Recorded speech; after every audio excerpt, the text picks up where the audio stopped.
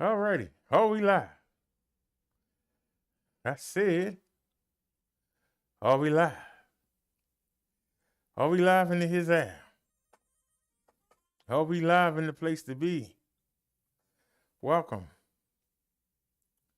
to the Cleric Brother Derek Show. The cleric, the minister, the reverend, whatever, the disciple, whatever channel we on today. Welcome to the show, everybody. Let's get started. I got a good topic today. Hope y'all ready to chat. Let's go. Welcome to the Minister Brother Derek Show. And I am Minister Brother Derek. I just want to say that I love Jesus. And that's the title of this song. I love you, Jesus. We'll follow you wherever you lead us. If I change this, will it change that? I love you, Jesus. Let the devil deceive. Whoa, I can see. It's on 76. Is that affected? I love my Jesus. Hey. People say to keep it real. But here's the deal. If you're not saved, you're missing out. If you're not born again, your future is in doubt. Your body wasn't made to last. When your time comes, it will be reduced to ash. Your flesh will rot, but your light will not. I love you, Jesus. That you need God, or you will be. I love you, Jesus. Never goes out. The pits of hell. I love you, Jesus. Not for a moment of peace. The agony and cry. I love you, Jesus. You open that door up, didn't you? Go sit down, baby. No. But seriously, though, this will happen. If Jesus comes back, I love you, Jesus. Didn't I tell you go sit down? I love you, Jesus. I love you, Jesus. Start putting on the fast track. So keep smacking. Keep stacking. Keep on shacking up. But get caught napping. I love you, Jesus. And I just want to say, I love you, Jesus. Follow you wherever you lead us. I love you, Jesus. Don't let that devil deceive us. Don't let him deceive us. If you think that witnessing to your neighbor is weird, think of foreign country with statues of idols over there. Nations of people who don't know God. Only mythical characters like a Babel was God. Most Americans believe in one Lord, one superior being. I love you, Jesus. Fulfilling the desire. I love you, Jesus. We give Jesus our best effort, but we ask for blessings that we don't deserve.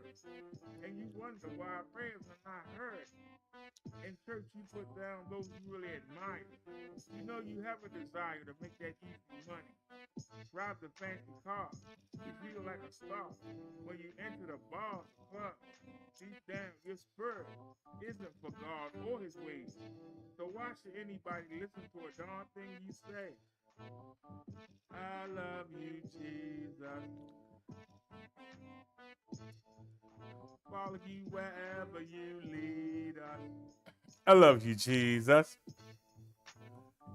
I love you, Jesus. You know it's true. I don't love nobody else but you. Let the devil deceive us. I love you, Jesus.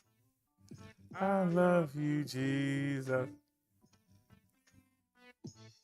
We'll follow you wherever you lead us. Let the Holy Spirit lead us. And one more time. I love you, Jesus. All right, y'all, let's get it. Let's get to the Bible study. The Minister, Brother Derek Show. Let's get it. All righty, y'all. Welcome to the show. Welcome to the show. We are on the Cleric Brother Derek channel. The Cleric Brother Derek channel.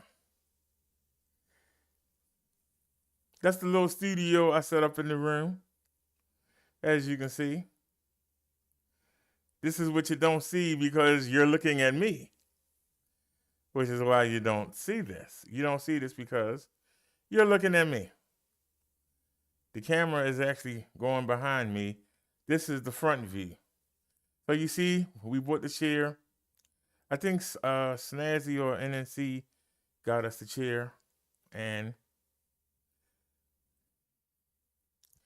we're using the same headphones. You know, it's a new pair out there in the studio. I started to bring it in. I said, nah. Because this ain't the real studio. Now, that stupid cat of mine opened up the door. I had it closed, so that's why you see the door cracked behind me. If you look well, you just saw her walk by. She just walked back in here through the door. Don't understand she got her own room. I don't know why she keep wanting to worry about what I'm doing. She should be doing her own thing. Go. Hey, Davey, go find something to do. I'm tired of talking to you. Been talking to you all day. I thought cats hated water. If cats hate water, then why is it that my idiotic cat see me mop the floor and she want to come out and dance on it? I thought that cats, how you doing, Jacksonville? I thought the cats hated water. Somebody let me understand. I thought the cats hated water. If cats hate water, then why did she come out and dance? Why did she come out and dance all over the floor? I had to mop it again. Turned around, she was back out there again. I thought the cats hate water. Y'all remember when I got the washing machine, I got those socks. We loaded up on socks and underwear. Those socks off of Amazon, they have lint. And I don't know if it's the material because they're pretty comfortable. They're good socks. But I was noticing it was all over the house. Now, it's bad enough we got to deal with her cat hair. But now you mix in, and it's just them little black balls of lint.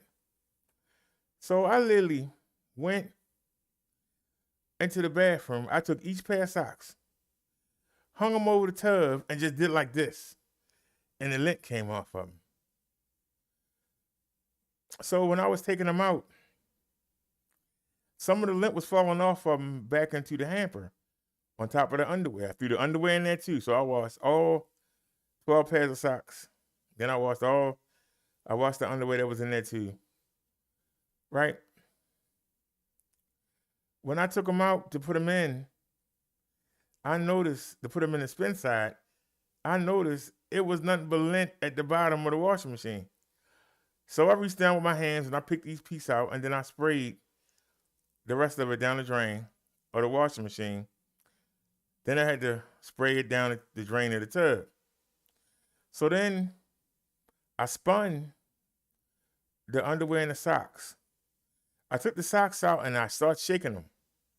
Now y'all know that I don't have to, but I put the washing machine in the tub so that no water ever touches the floor. Because I can use the washing machine from it sitting on the floor. I don't have to put it in the tub.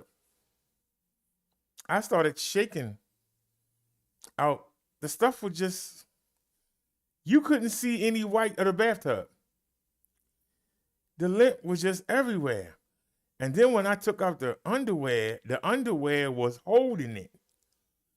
And I started shaking the underwear and all this lint came out. And I mean, you couldn't even see the white of the tub. So I shook them all out, put them back in the washing machine, refilled it with water.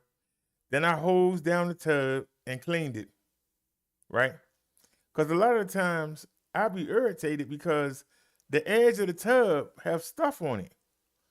And I can't figure out what it is. It's lint. I washed those socks 4 times. Spun them, shook them out 4 times. Stuff still came off of them. But then I said, okay, we're going to separate the socks from the underwear. I shook the underwear out real good. Ran the underwear, spun them, shook them, nothing. Put them back. Ran the socks again by themselves. At the end of the cycle, you can see lint still spinning. This is the 5th time. So I drained it, sprayed each sock individually. Because, I got the handheld, the handheld washer, right? Washed them again. Put them in the spinner. Took them out. Shook them again. Only a little bit came out. So hopefully I got most of the lint. But I swept the whole house except for this part right here. And I'm going to do this tomorrow. Only because Davey was sleeping there. I'm going to clean. You can see old Chubby Wubby behind me on the bed. I'm going to clean I'm going to clean this part of the floor, this corner here. It's just the lint. When I put the lint, I took the top sheet, I just put it back on. It just dried. The top sheet, I put that in the washing machine too. Before I put that in, I shook it out. You won't believe how much lint and cat hair from that sticking cat behind me was on it. So I washed it again and shook it out again. Stuff still came out. I threw it back in again. I put it back again. Somebody from, who's that? The Black Sector? You said people not working should get anything. My question to you is, if you're doing well, why do you care that the poor get a little something? If you're doing well, why do you give a damn? If you make too much money to qualify for the stimulus, why do you care about those who do? Why do you care? If I'm making $100,000 a year, do I really care what somebody that make $20,000 a year do? The only time I care is when they got a gun in my face because they want what I got because they can't get it with their little $20,000. That's when I care. When they trying to do a home invasion or trying to break in my house because they trying to take what they can't get. That's when I care. Why do you care if you're doing well? Why do you care about those at the bottom getting a little something? Why do you care? I'm asking you, Black Sector Guard, why do you care? Because if I'm doing well, I ain't worrying about the man over there. I say the same thing on YouTube. You got idiots that come here every show. Hey, you only got 5 people watching you. Why do you care? If you don't care, why do you take time out of your day to come all the way down here and tell me I only got 5 people watching me? How does that benefit you? What does that do for you? Yeah, I just went down to Brother Derek's show and told him he only got 5 people watching him. Really?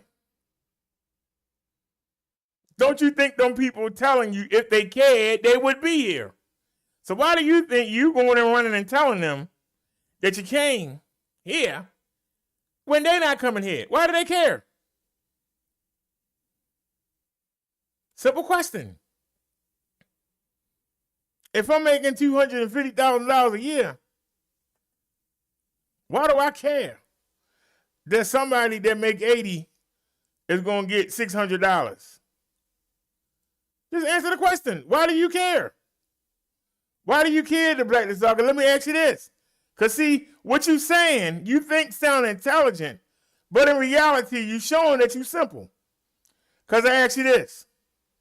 What kind of car do you have, Black Sector Guard?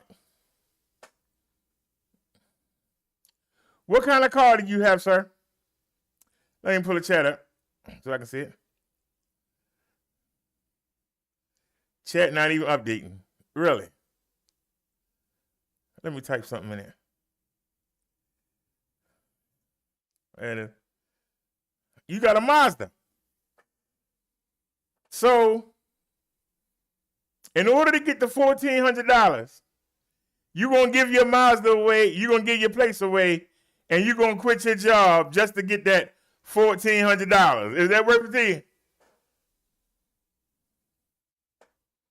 Is it worth it to you to give your Mazda away, break your lease and leave your house, or jump your mortgage,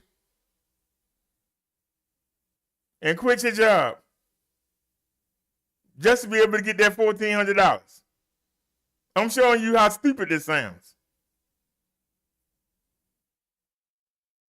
Because if I got a job where I'm making $200,000 a year and I'm driving a Maserati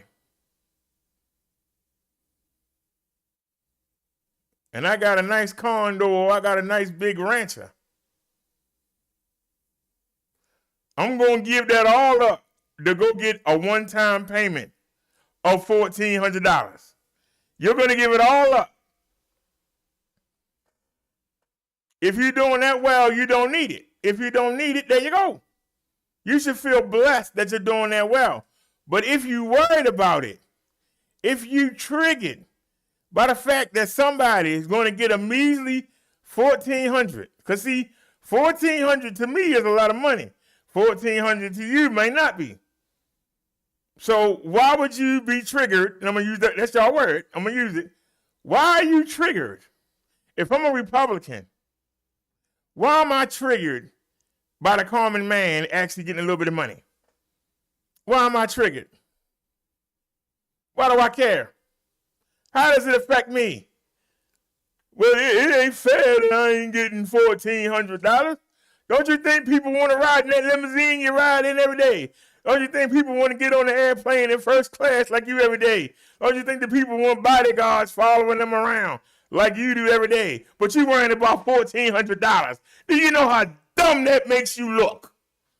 It makes you look like a freaking retard.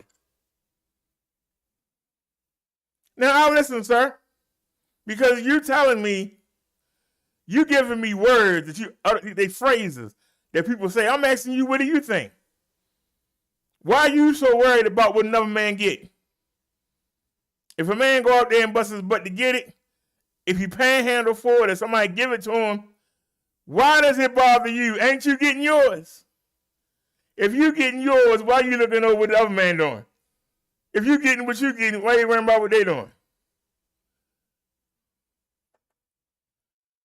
If you know a woman that got 6 kids by 6 different men and none of them doing any damn thing, and she in front of you in the market, and she got her food stamp card, and you got a pocket full of money, or you got a gold American Express card, why do you care about that woman?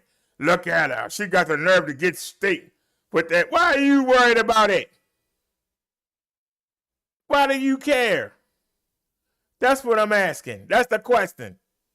Because we're going to see what God got to say about it. But I want to know, what do y'all got to say? Because every time I turn on, somebody crying. I actually had a woman on the day. There was a woman on the day talking about, my grandkids going to have to pay this money back. What? Your grandkids need to eat right now. Your grandkids got to pay the money back. Whose money is it? It belongs to the American people. It's the people's money.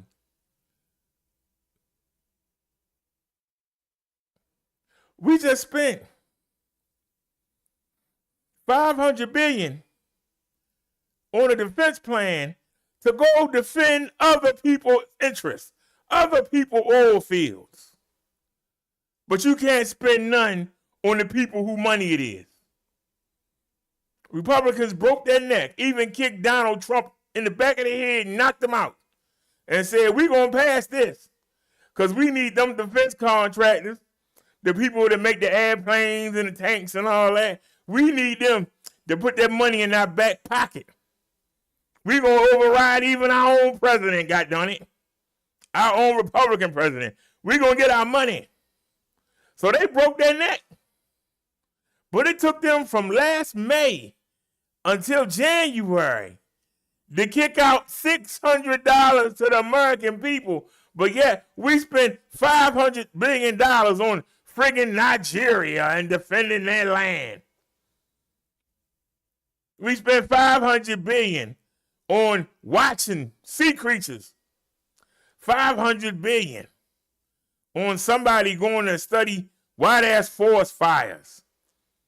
$500 billion to give money to other countries and to defend them. We spent money on that. We won't spend money on the people who money it is. Talk to me. I'll listen. Talk to me. You say poor people are too content being poor.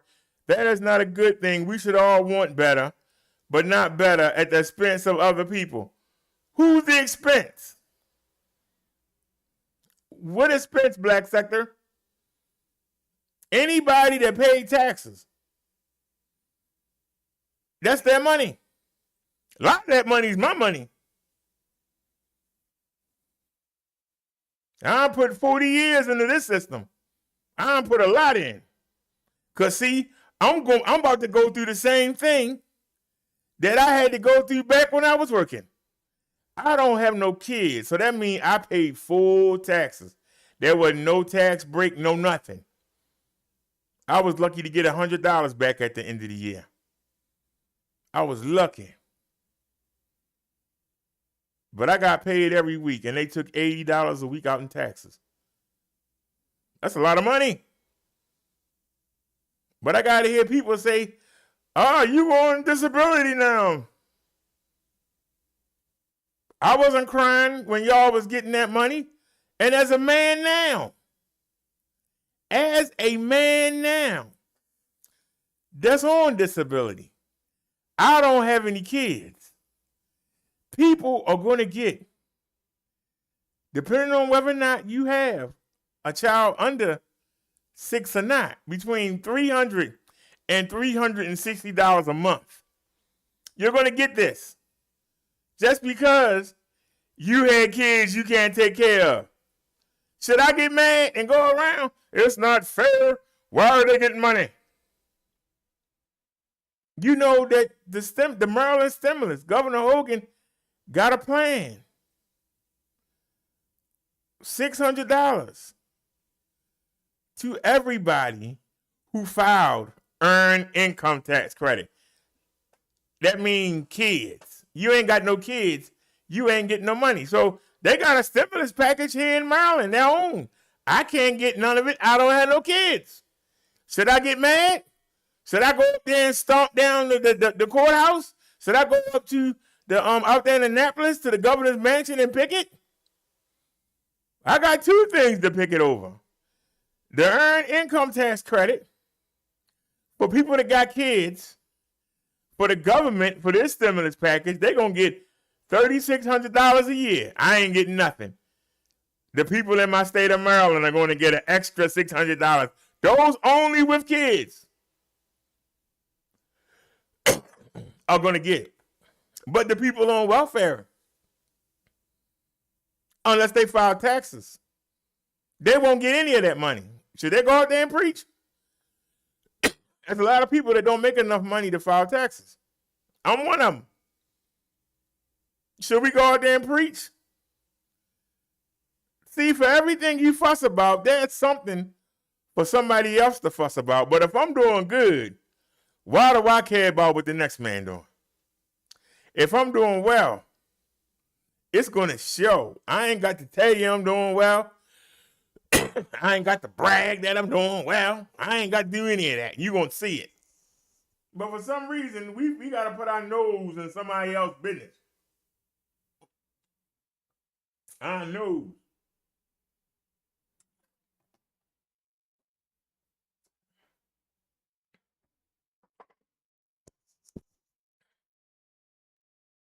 There ain't nothing wrong. Well, I do got a bad back, but that's not why.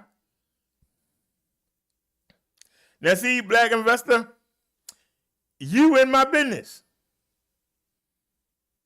The doctors told me they don't ever want to see me work again. When I go to the hospital, they don't even want to touch me. But see, some idiot like you who don't know nothing is going to keep running the mouth. So you know more than the cardiologists know. You know more than the nurses know. You know more than everybody else. You sitting here on YouTube. Who are you, sir? You won't even show your name. You won't even show your face. But I'm supposed to listen to you over all my cardiologists and all my doctors. I'm supposed to listen to you what you say. See, that's the dumb shit that come out of black folk mouth, and that's why black folk can't build shit together. Because we too fucking stupid. We always worrying about what the next man doing. One of your children is probably sitting in jail right now. One of them probably on the corner. But you worrying about what somebody else doing.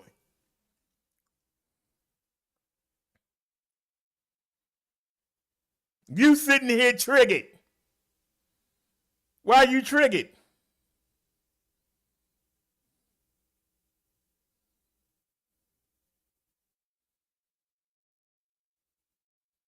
You sitting here telling me I'm sitting here on YouTube when I should be working, when the doctors don't want me to work. But you, are you a cardiologist? You gonna tell me that you feel, that you think that I should be working. That's your thoughts and your feelings. You're not my doctor. My doctor said no, and the government agreed. So who the fuck is you to tell me anything? On this show, tell us what you know. Don't tell me what you think. Because don't nobody care what you think. Everybody got a thought. Don't tell me what you feel. Everybody got feelings. So what? Tell me what you know. Because I only want to learn from you what you know. If you don't know anything, don't say anything. We come here to learn. We don't come here to come talk shit. We come here to learn. Plenty of shows for you to do that. But come over here and tell me what you know. Now, if you studied my condition and you understood all the risk and everything and you brought that to the table, you'd be telling me what you know. And then your hypothesis would be based on what you know. But you don't know nothing. So you're telling me what you feel. You're telling me what you think. We don't accept that here. Tell me what you know. Now, if you want to go look my history up and pull it up, we'll do a show on it.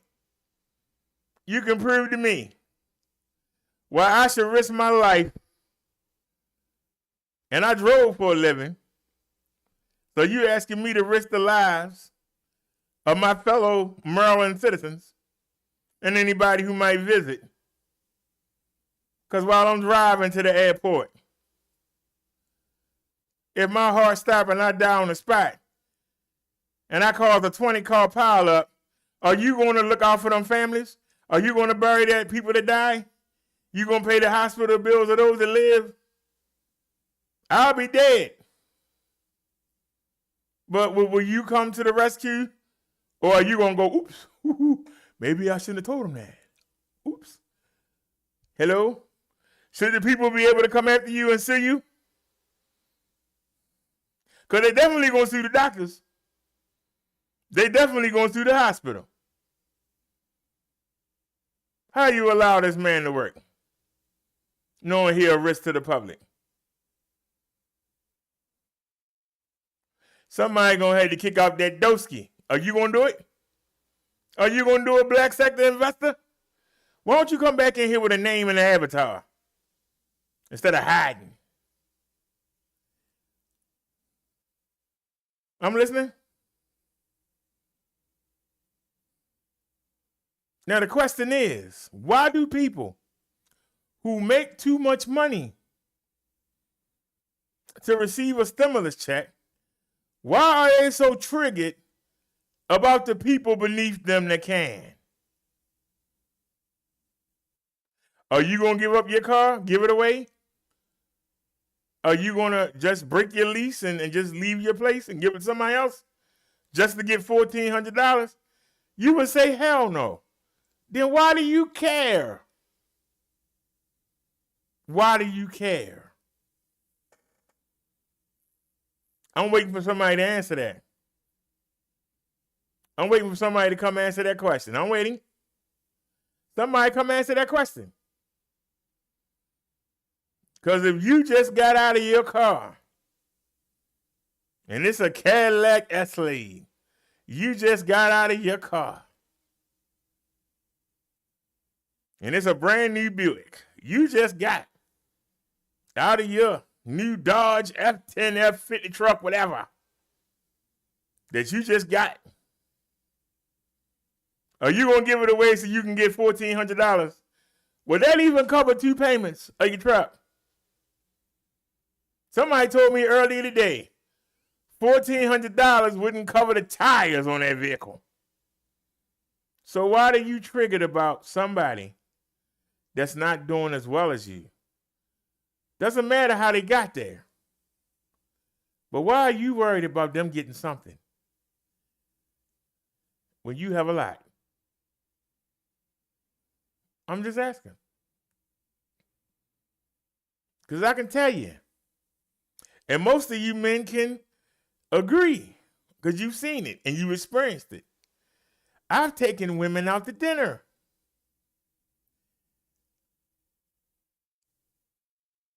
And the people park the car. I give them a 20. They get 20. You give them a 20 for.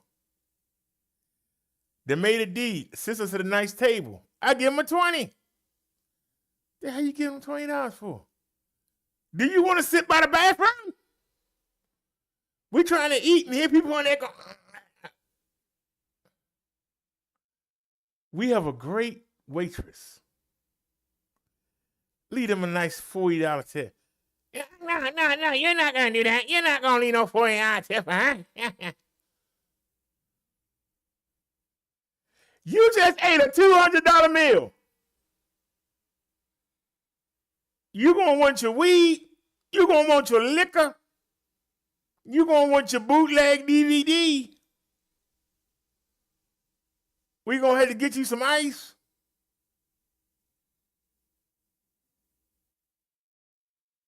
And we taking home a doggy bag to eat in the morning.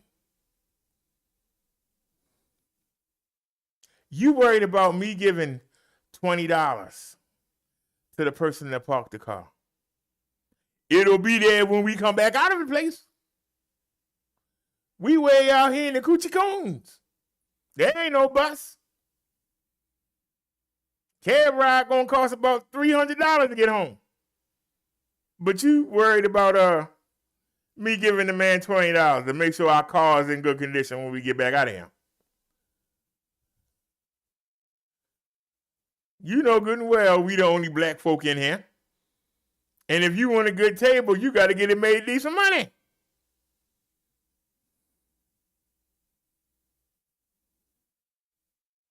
If you want great service, you have to pay for it. But see, black folk want something for nothing. You want something for nothing. We got great service from that waitress. But because she looked better than you, that's why you don't want to get no tip. She was great. But you ain't put up nothing. Except bought your ratchet behind the lawn. That's all you did. That's your only contribution. I could have had Doug sit here and been just as good a company. Could have bought a parrot and talked to the parrot. Would have had better conversation.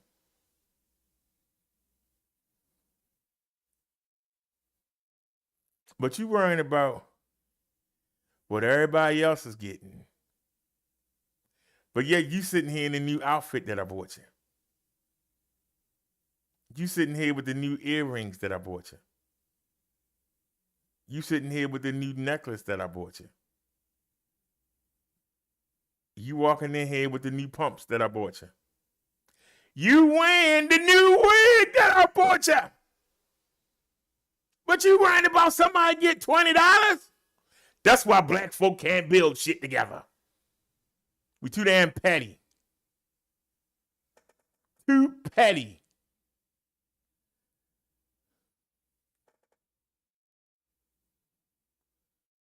Anybody like to come in here and comment, please?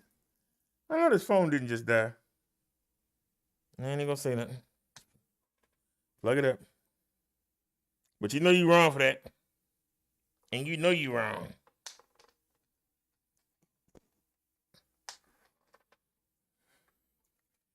Two chords down here. You wait till we do the show and conk out.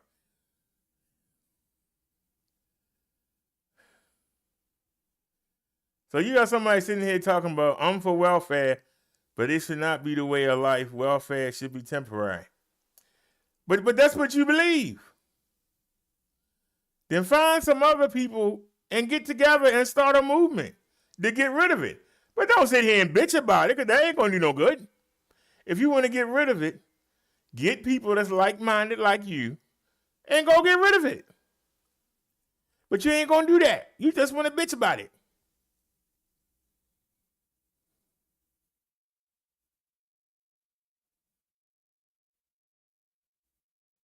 We got another issue I want to touch on. Why is it that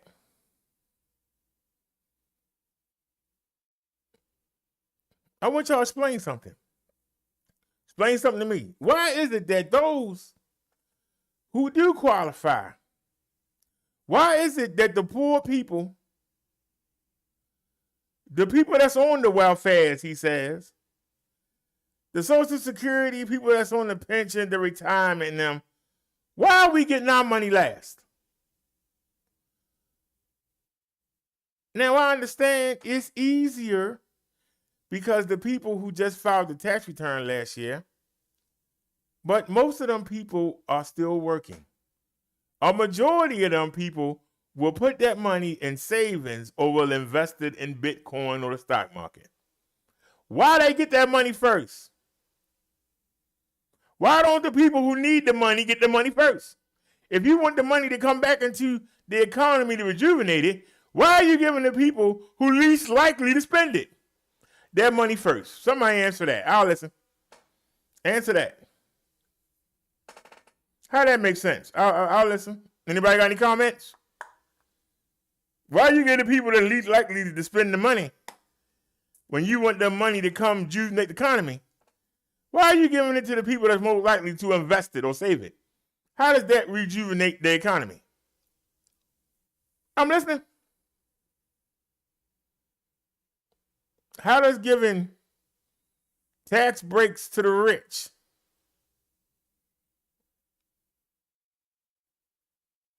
like the ones Trump did in 2017, how does that benefit the middle class and the poor? How does that benefit them? You give tax breaks to the rich, they're not going to invest more in their companies. They're going to invest more in the market. But what idiot said that did? If there ain't no money being passed around, make that make sense? Trickle-down economics don't work. Because the people up don't come down and spend money. The people that's up don't come down and spend money. People that's down go up and spend money. But people that's up don't come down. They think we beneath them. Why would they come down and spend money with us? I'm just asking the question. See, when I say, I put it out there and I challenge y'all. Come make me look dumb. Where you at? Where you at?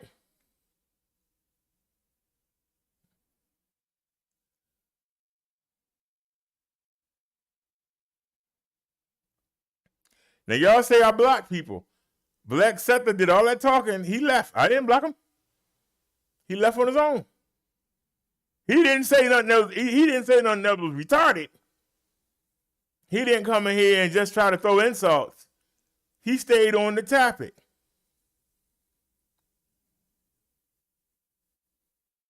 He ran out of things to say. He exited. I got no problem with that. But you come here and talk all that mess, we're going to get you out of here.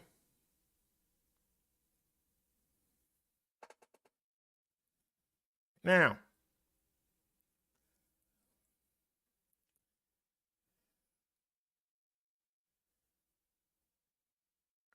it look like I'm rocking. I'm not moving. Oh, I know what it is. It's the table because I'm moving the table. Oops, wrong one. See the little table? I'm sitting in front of that right now. All right, let's get our opening. I actually transferred it over. What was that? You don't want desktop. Go to videos. Now, hopefully, it's at the bottom. If I can find it.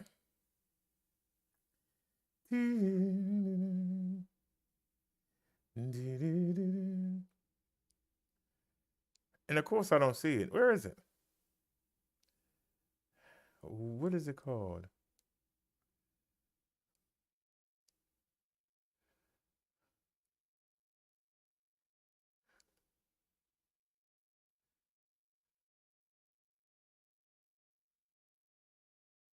Okay, I see that.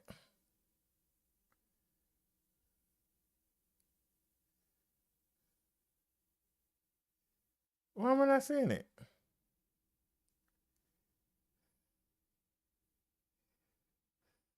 Hold on.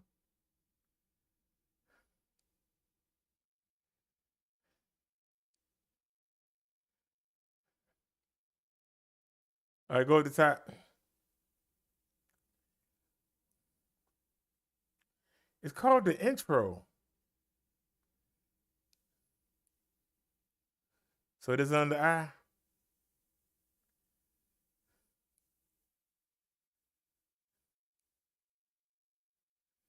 Give me 1 second, y'all. We having I don't understand why it's not showing up.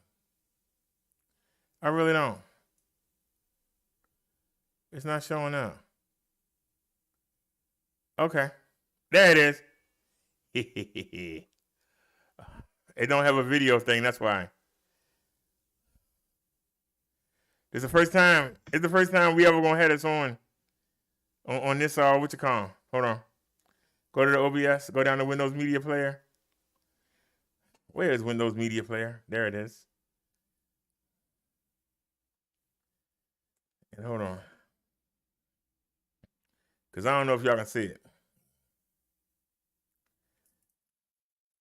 So that's starting up. All right, let's go ahead and play it.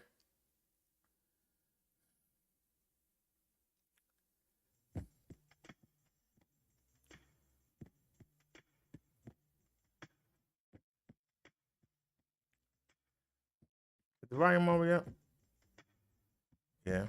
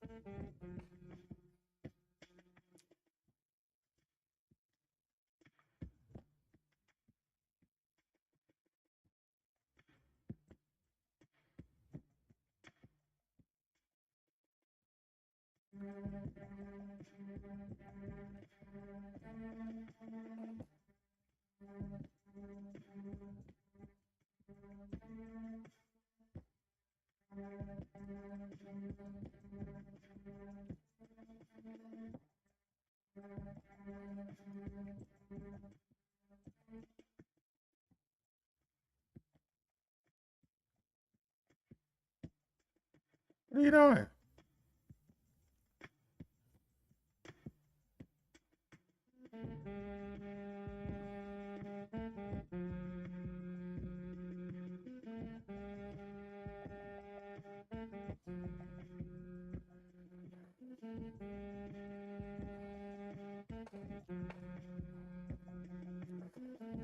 For the first time in the studio, we got our intro.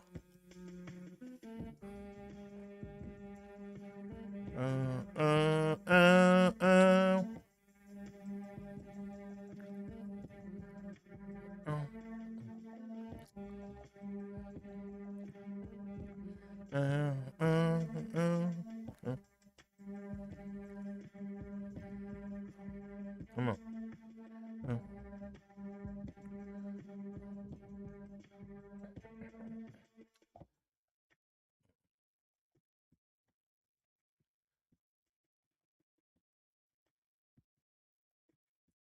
We laid our bases down. This is fine by itself. We don't need those other melodies. This was fine by itself.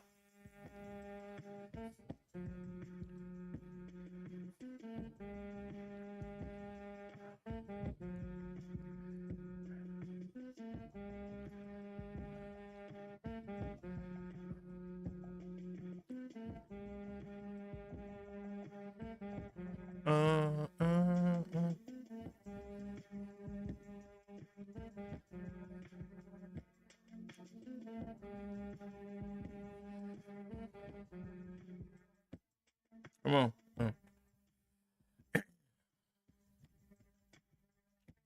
Let's get it. Come on.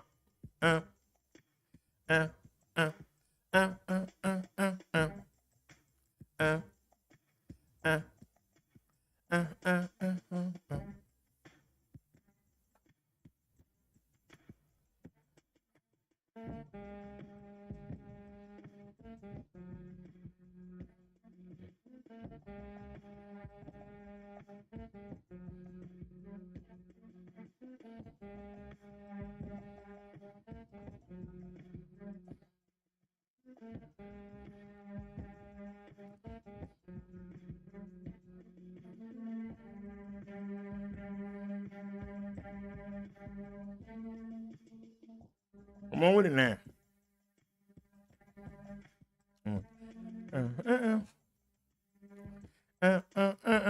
Come on now.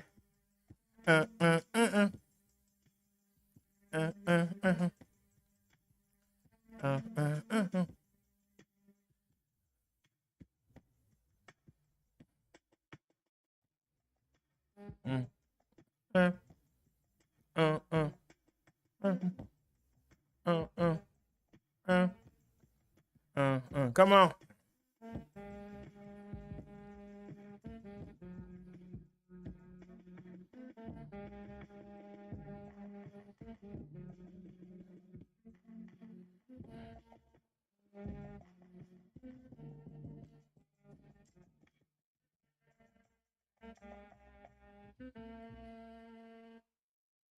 All righty.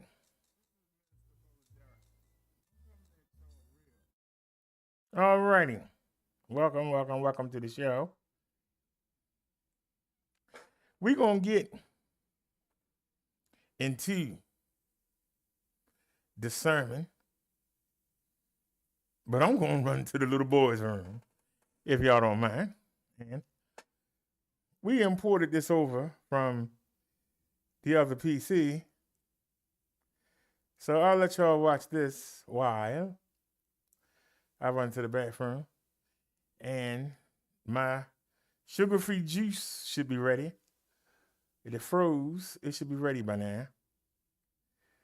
Oh, I put that too. Cool. Right there. Where did I put it? There it is.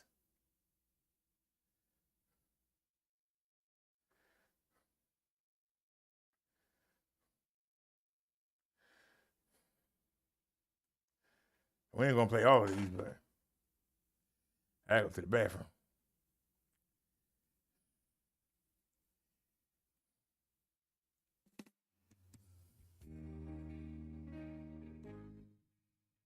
Remember.com.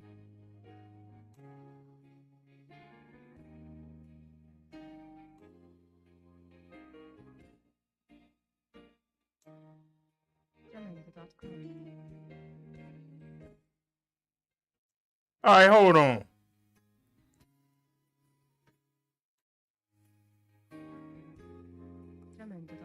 No, heck no. Now I know why we didn't use it. That's all right. I bought this folder too.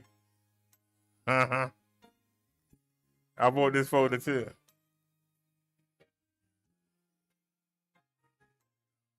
Want to do something real quick? Okay. Hold on a second, y'all.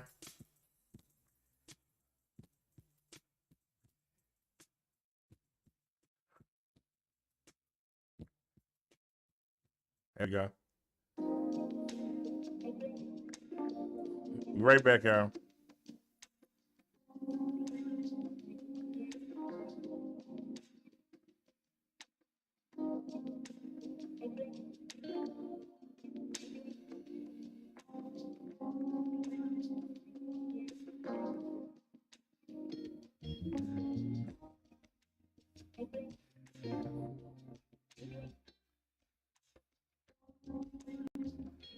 No, I hit it. Come on, come on.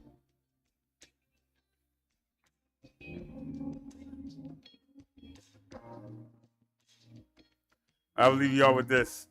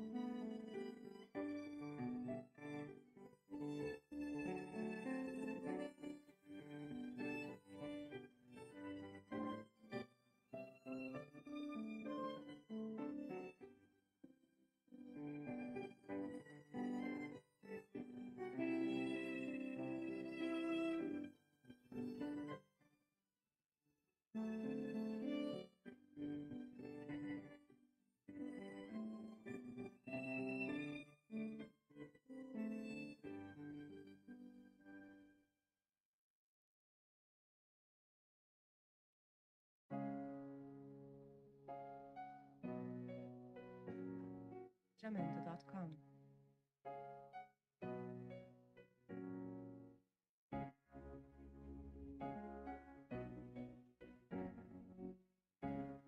Jamendo.com.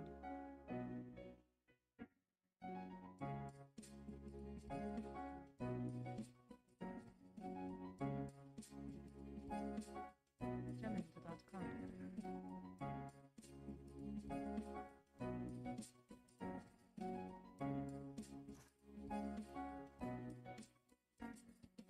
Jamendo.com.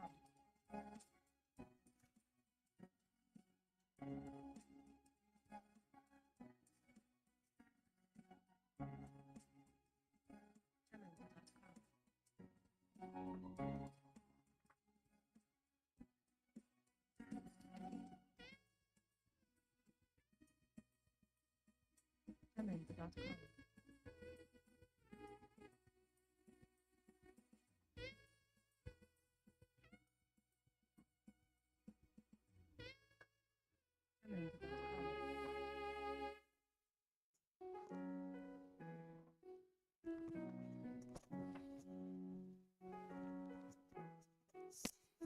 Jamendo.com. Hey, we're still doing it. So I still got trick. Jamendo.com. Go get that mess out of here then. Let's get the sermon started. Anybody say anything in the chat? No? All right. Luckily, we don't depend on the chat.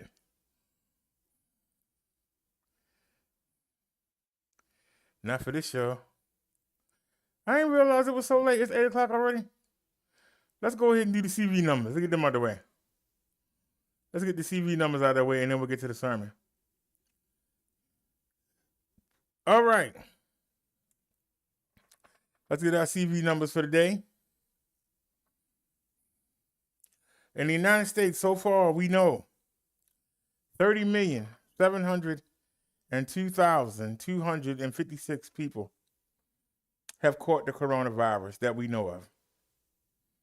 558,248 of our United States citizens have succumbed to the disease of the coronavirus.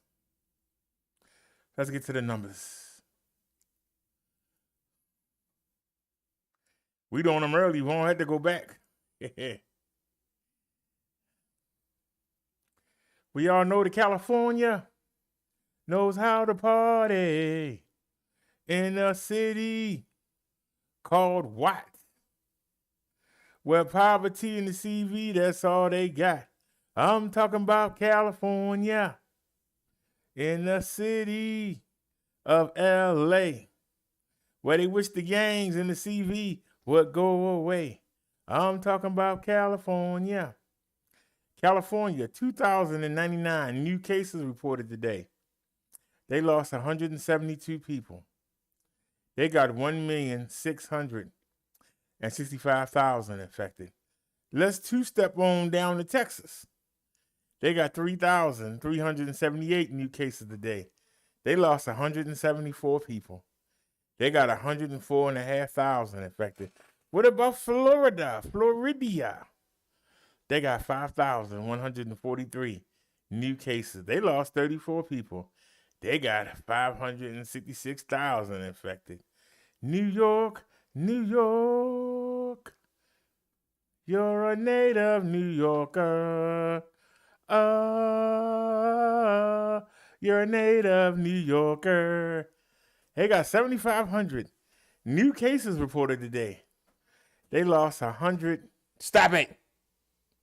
Why are you scratching my beard? I'm going to sit down, Davey. You got scratching post. Cut that mess out. Where was we at? New York City, they got 7,500 new cases. They lost 154 people today. 154 people died in New York State today. They got 791,000 infected. Illinois, they got 2,793 new cases. They lost 17 people. They got 58,500 infected. Georgia, Georgia on my mind. I caught the midnight train to Georgia. I'm bringing back the CV that I caught in California. Georgia, they got 1,224 new cases. They lost 72 people today. They got 397,500 infected.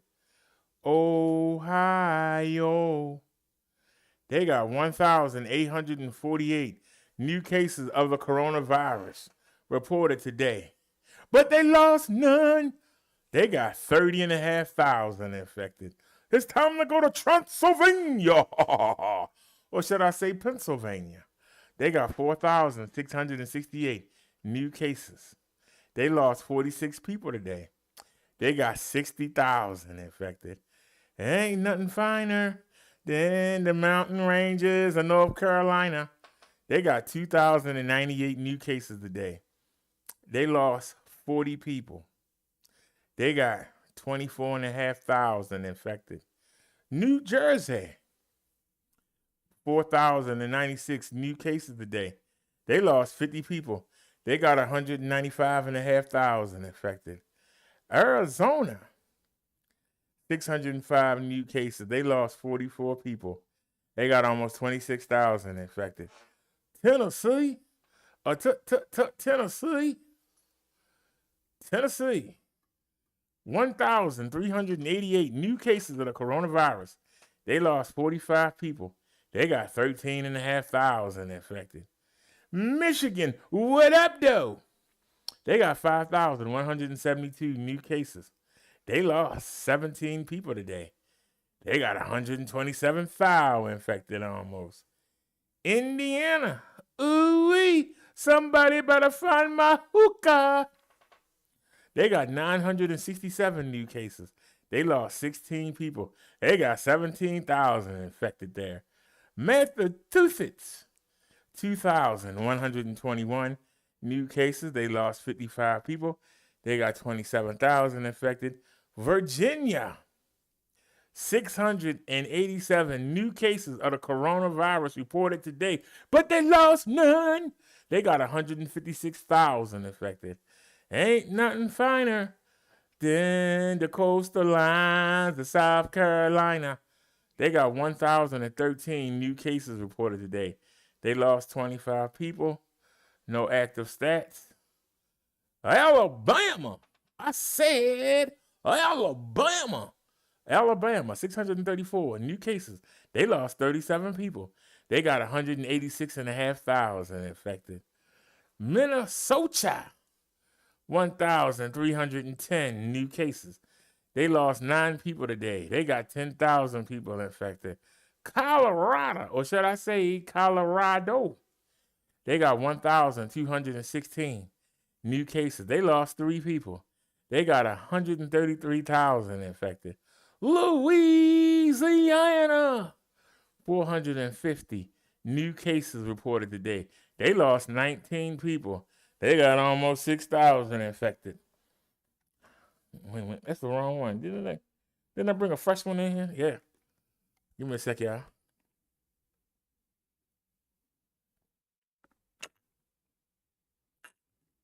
Hey, it's back. Oklahoma, 501 new cases, and they lost none. They got 11,500 infected.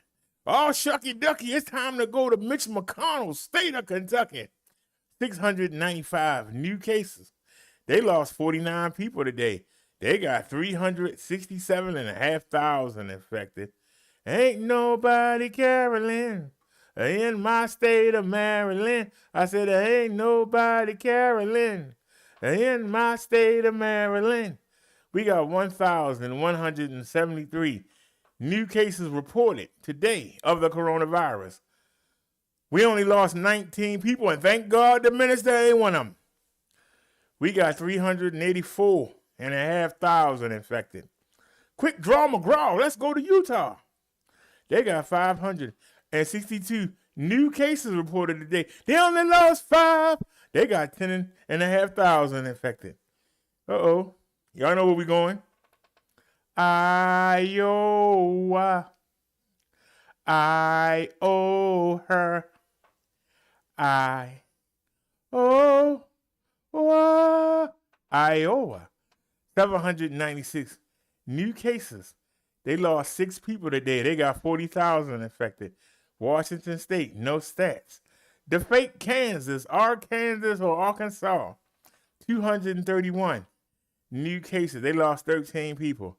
They got 2,100 infected.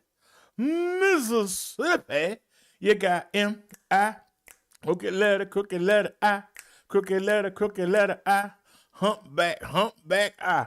Mississippi, they got 387 new cases of the coronavirus. They only lost 4. They got 6,100 infected. Connecticut, 1,457 new cases. They lost 7 people. They got 30,000 infected. It's time for the real Kansas. So come on. Let's sneeze on down the road. Come on, y'all. Let's sneeze on down the road. You got that CV, you ain't carrying much of a load. Come on, let's sneeze on down the road. Kansas. No new cases today, but they lost 6 people. They got 10,500 infected. Nevada, 246 new cases. They lost 15 people. They got 21,000 infected. No stats for Nebraska. New Mexico. I said New Mexico.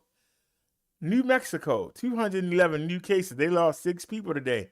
They got 13,500 infected. Idaho. Idaho. I said Idaho. I said Idaho. I said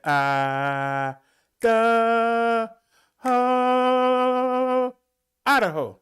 425 new cases of the coronavirus reported today. They only lost 1. They got 77,000 infected. Oregon, 368 new cases. They only lost 1. They got 15,000 infected. West Virginia, 389 new cases. They lost 6 people today. They got 5,900 infected. It's time to roll that R. Can we roll that R for y'all today?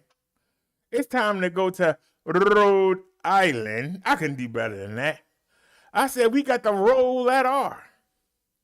Now, we're going to the island of Rhode Island.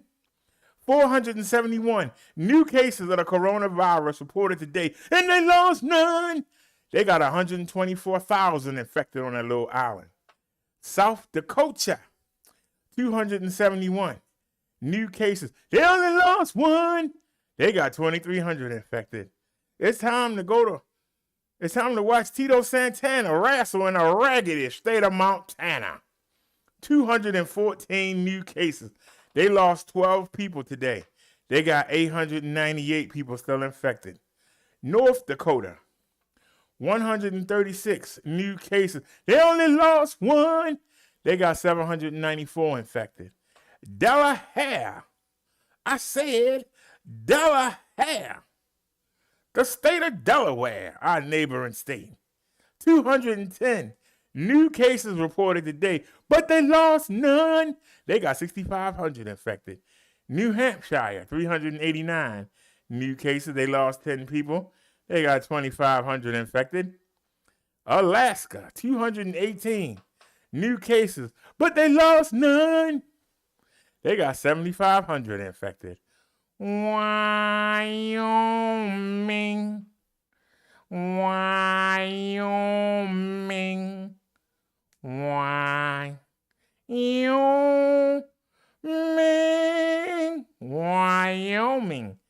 88 new cases today, and they lost none. They got 503 infected. It's a pain to live in Maine. It's so mundane, boring, because everything looks the same. Oh, it's so boring. It's bound to leave you snoring. It's a strain, a pain to live in Maine. I said it's a strain, a pain to live in Maine. The state of Maine, 199 new cases of the coronavirus, and they lost none. They got 35,000 infected. The District of Columbia, 107 new cases. They only lost 2. They got 11,500 infected. It's time to go to the island of Hawaii.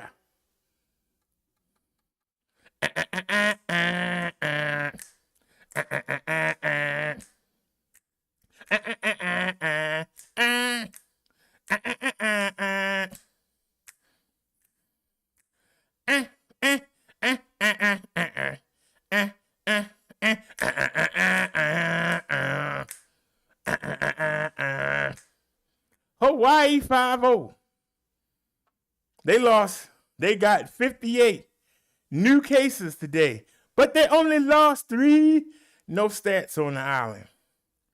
For those of y'all that used to watch the TV show Not Hard in the 80s, you know this theme song. Dun dun dun dun dun dun dun dun dun dun dun dun dun dun dun dun dun dun. Vermont, not hard country. 95 new cases. They only lost 2. They got 2,600 people infected. It's time to roll that R. We almost done, y'all. We almost done. It's time to roll that R. Puerto Rico. Oh, we can do better than that. I said Puerto Rico. 395 new cases of the coronavirus reported today. They only lost 2. They got 101,500 infected. Let's go to the little island of Guam. 3 new cases reported today, and they lost none. They got 22 people infected in Guam. United States Virgin Islands, 72 new cases of the coronavirus reported today, and they lost none.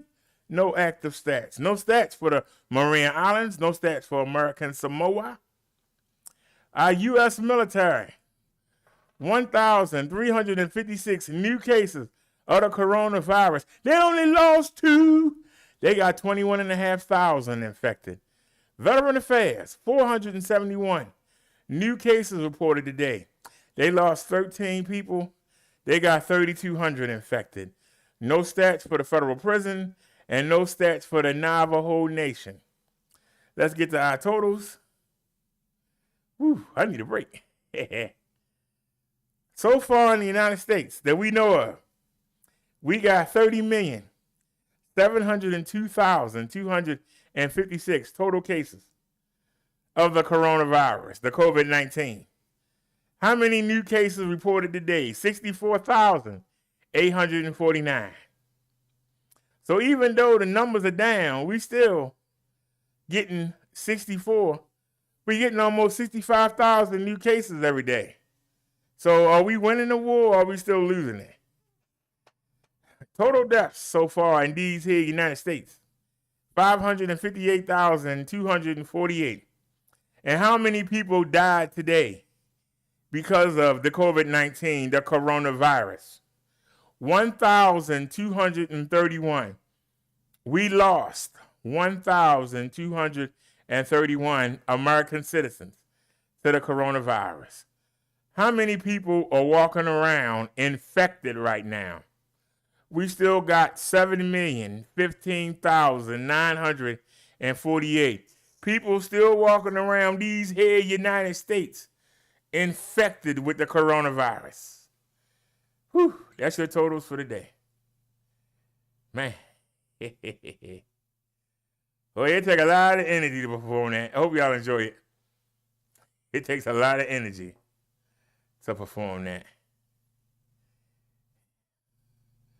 Let's take a musical break and then we'll come back with the I'm just trying to. That ain't the right song to play. But they'll let me get back in the mood here.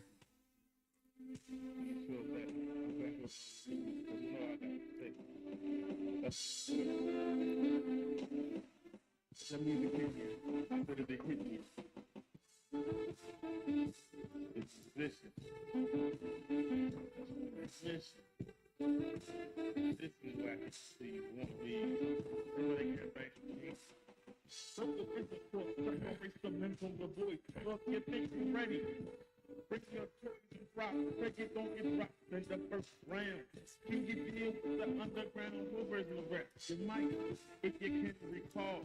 The restore, people of music became what it was NWA and other gangsta clowns. What? Remember LL, people would start with the house. Remember like before she took the seat from her name. She crossed over and her shit went lame. Get the point. Crossing over only lasts for a while. You can't substitute. Flash for shots, especially in football intercourse. You gotta beat yourself. You'll get lost feeling like someone else. You'll be exposed. You can't make the transition from stop to stop. You'll get tripped up. It's up the center and instead of sounding hard, you'll sound like hammer when you're dealing and vocal in the court.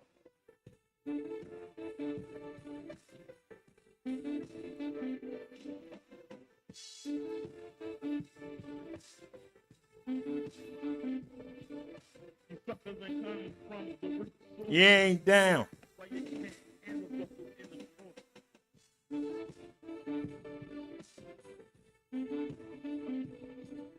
The rhymes that I fit circumvent at will. Hey. Time at a standstill, but I release it. I got it like that. So don't listen to me. If your style is whack, and that you better watch it. Oh, your mic is jacked. MC who has act together, can you weather the storm? Right. I generate the underground sound. I dominate and control. So enter the black hole. If you're there, you're all scared because you're not prepared. There's no dancers. Right. There's no ladies. Right. Just bring your mic and be ready to fight. 10 rounds of action. Actions of all sorts Let's engage. and vote for intro.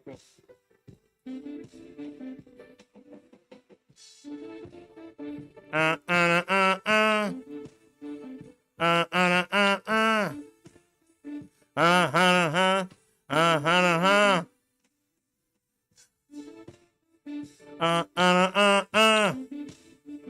Uh-uh. Ready for whatever. Think it's not a think again. This is vote for intro. You can't win. This is a battle of wits and skills. And you hip hop artists don't fix the bill. Those booty rap might work in the streets, but in the underground, they pack no keys or scissors. Leave them on. Federal or middle, or north and pen, or around the bend. It doesn't matter. I'll splatter those phony hotels. Hey. And it just sounds like an old shit. I rip that face, ain't the shit. The spread, get it, me. Get past, and the Panthers fall anywhere. Out. Step on so I can knock your dumb ass out. Come on. This is Google in the court.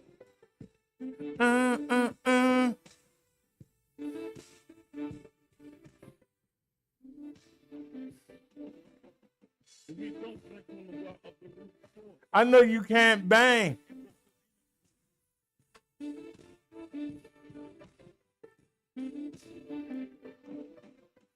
go there, bro.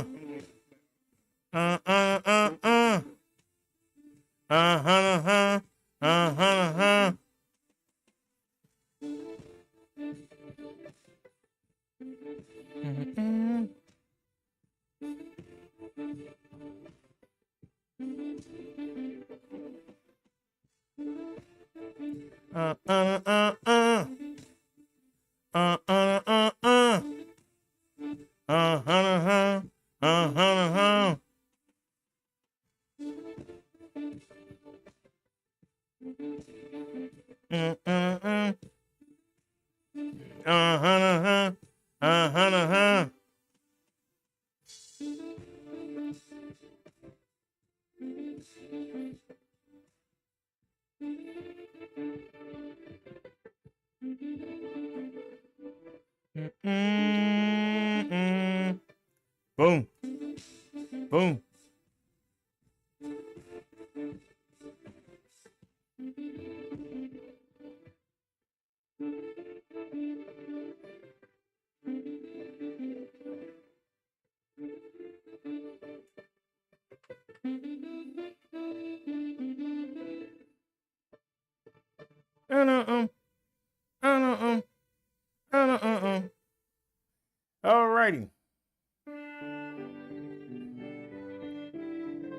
Didn't nobody actually play anything.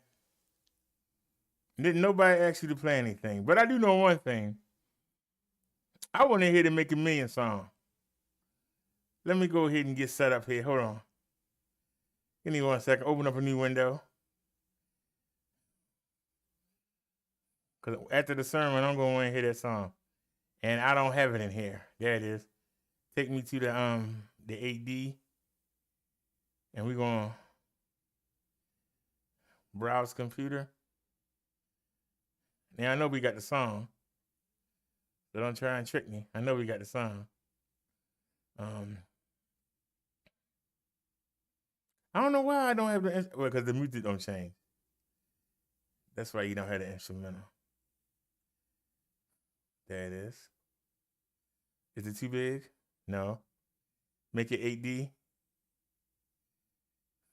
Yeah, another song you want 8D, sir? Take care of this first. It's uploading. It's being processed. Whew.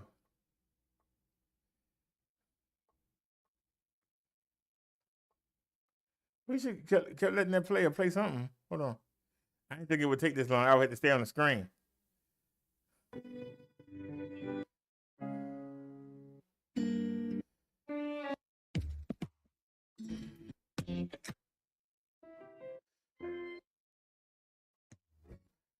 So you can't play one of my songs, huh?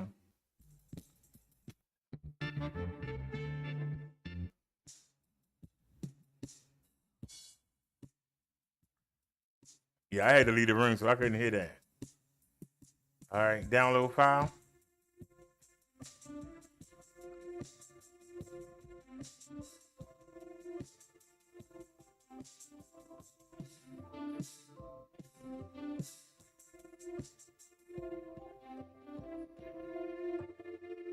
Show all. Show on folder. There it is. That ain't it.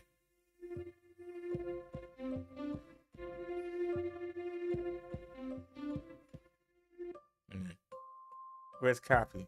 Copy? Oh my God, I already had it. Are you serious? Oh, I didn't know I had it already. I'm mad now. So I did this for nothing. That's all right. Yo, this Bro Daryl. That's the song I wanted to hear. Remix. I know this is something you can get. We all want cash. We all want to be wealthy. Here comes my intro. Yo, when it comes to women, I'm selfish. I don't want to share them. I want to be rich so I can own. Because you know. Most brothers can't satisfy one.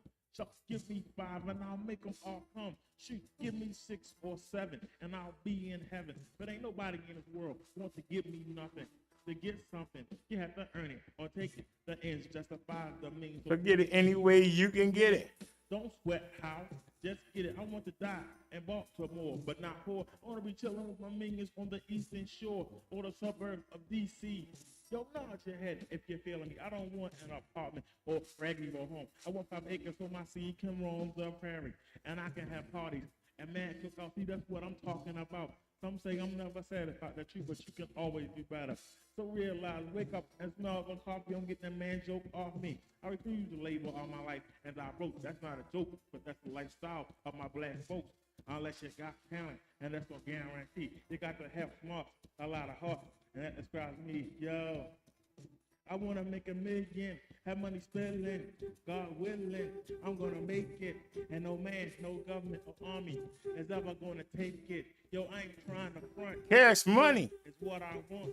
I want to be rich, so when I come outside, I see oak trees, not bottles, bums, and bags of debris. Yo, I need to make $1 million.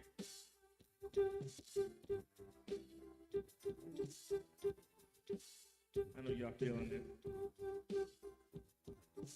Yo, if you ain't down, What? you can't get with this. What? Check out this. What? Check out the rhymes I spit. What? Setting it off, doing my own thing, blasting off. I'm my own boss. I want to make a million and be filthy rich. I want gold. I want a rope, but I'm not willing to sell my soul. I can't throw a football. That's the height to dunk. Can't box like Tyson, but I ain't no punk. I want to be iced down, surrounded by girls. I want to tame the world. Be a community activist on a nationwide level. How I box to keep me out of trouble because it follows me wherever I go. Because when a broke grows, I will try to slow down. I'd rather reaching for the stars I want it all. A mansion, a business, and fancy cars. One for each day of the week with the tinted windows so you hoes and bros can't peek. And who I'm riding with, I'll be sipping off the cops. I'll be talking picking faces. The Alps and Jamaica be the places I visit for vacation.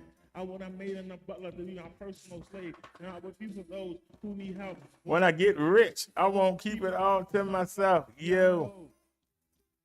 I need to make a million. What? Have money spending. What? God willing. What? I'm gonna make it. And no man, no governor, will ever take it. Yo, Cause I ain't trying to front cash money. it's what I want. I'm trying to get rich, yo. When I come outside, I wanna see Oak trees, not bottle, bump, and bags of debris. Yo. Yo, I need to make a million. yo, I wanna be rich so I can hit every bit in the land. I want to find a cure for AIDS so I can stay laid. Brothers want to stay paid, but I want to be wealthy with no financial worry. I want to be buried in a tomb near a lagoon or pond. I wish I had a magic wand. And with one wave, my troubles would be gone. And no one close to me, whatever shall. We know that. 1970 was a good year, I know, because that's the year I was born. My mom's name is Dark, which is the device that drove all our money maker.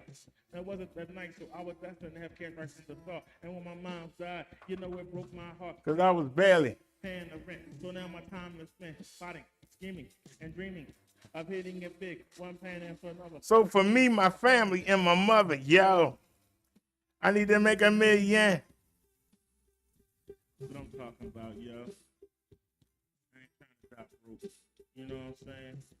So check it out, yo.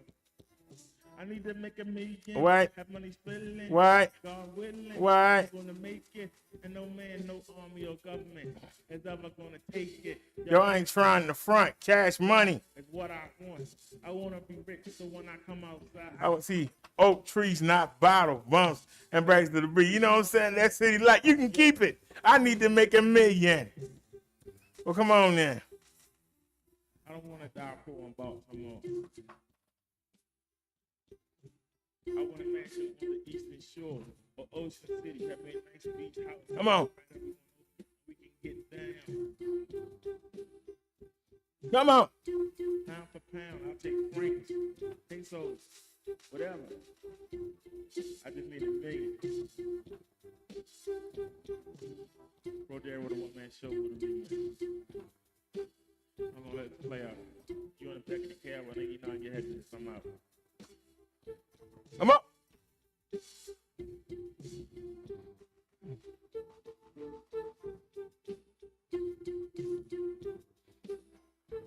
Come on. Come on.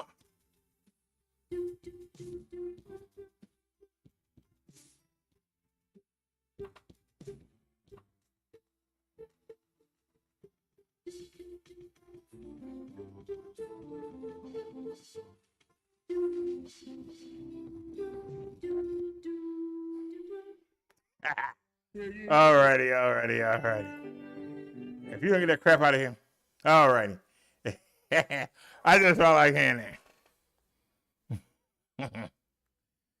All right. Welcome to the cleric, Brother Derek, the minister, Brother Derek, the Reverend, Brother Derek, the disciple, Brother Derek, the pastor, Brother Derek. All those are channels.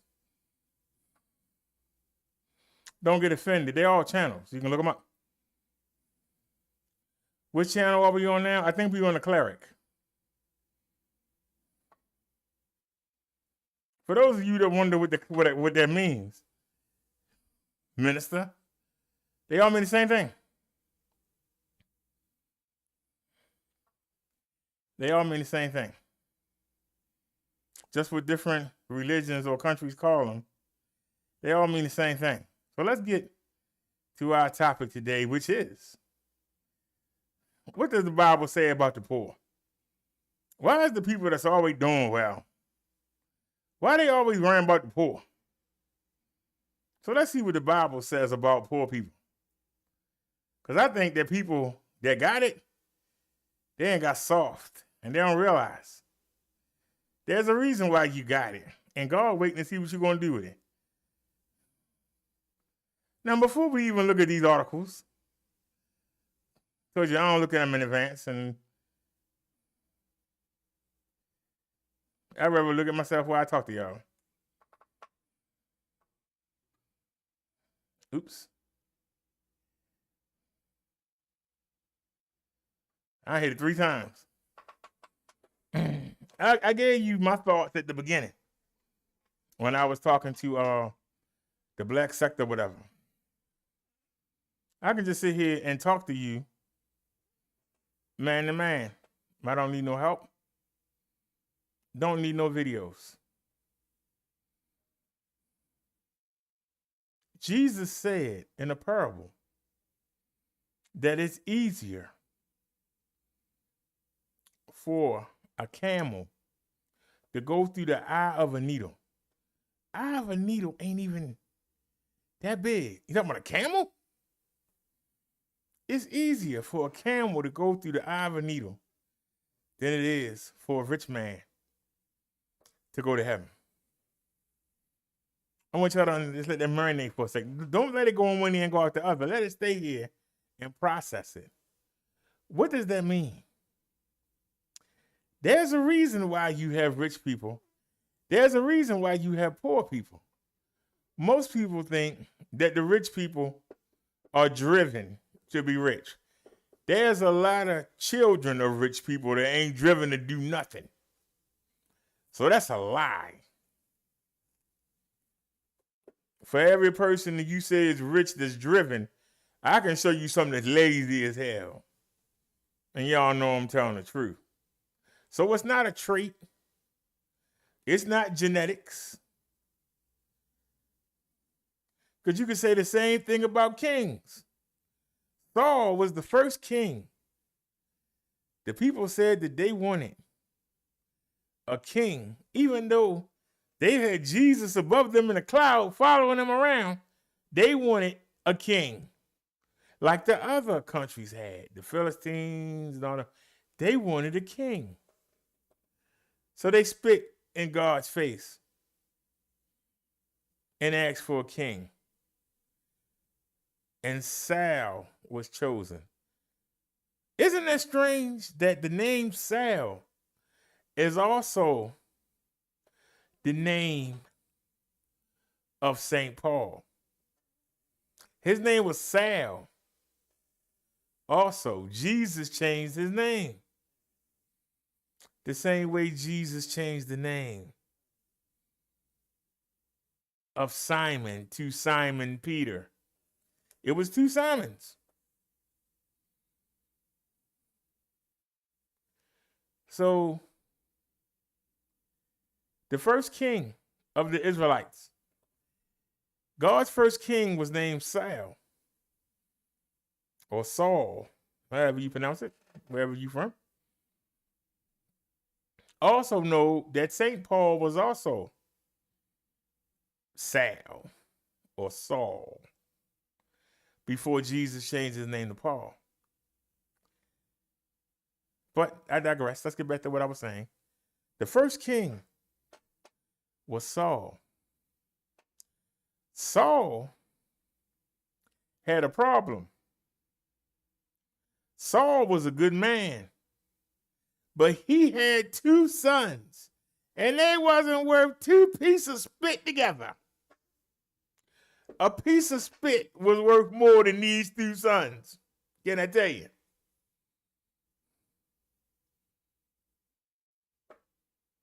So God told Samuel the prophet,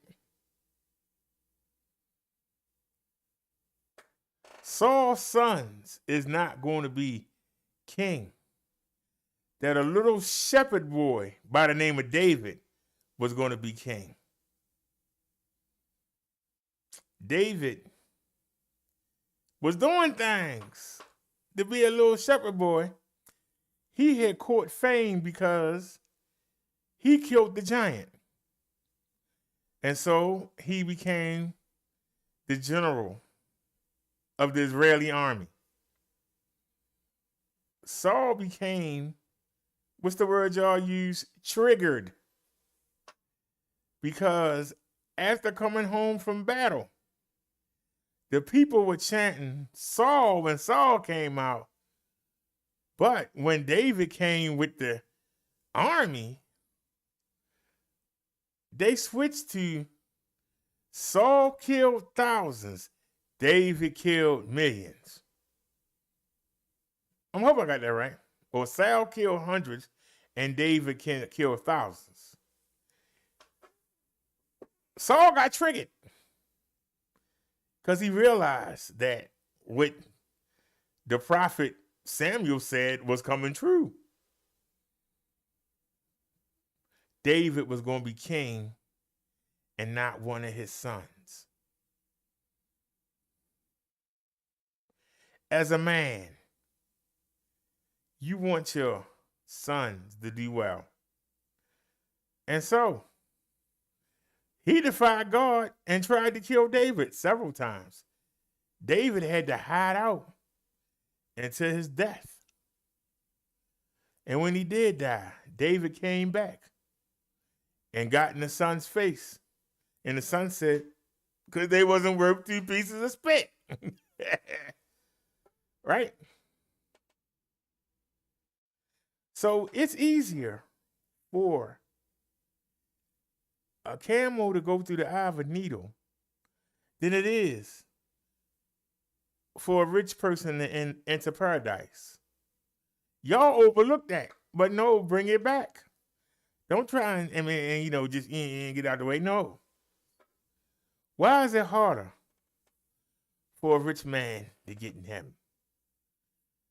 Because see, some of you think, because I got something, I'm better than you. But why is it easier for the poor person to get in than it is for somebody with money? Just let that marinate. Why would it be easier? Because one, they're not going to use their money to push people around. That's one. They're not going to use their money to push people around. That's one of the reasons. Wait a minute. That's one of the reasons. They're not using their money to push people around. They're not using their money to push their own agendas in politics. They're not using their money to hold people down. God didn't give you money for that. See, you got to have rich people. But there's a reason for why you got to have rich people. Jesus said, you will always have the poor. But see, people want to turn that around. He says you're always going to have the poor. He said that because another disciple got on Mary Magdalene for wasting some expensive perfume. She actually used the perfume and she used her hair to clean Jesus' feet. Jesus said, I won't always be here, but you'll always have the poor. When the disciple said, why are you wasting? We could have sold that perfume and gave the money to the poor. Jesus said, you'll always have the poor, but you won't always have me. And he was talking about his death. She was preparing him for his burial. Whether she knew it or not, she thought she was just showing love and respect and appreciation. But in actuality, she was preparing him for his final days. But see, the human mind always sticks to one thing that we interested in. This person is thinking, why are you wasting that? We could have sold that and gave the money to the poor.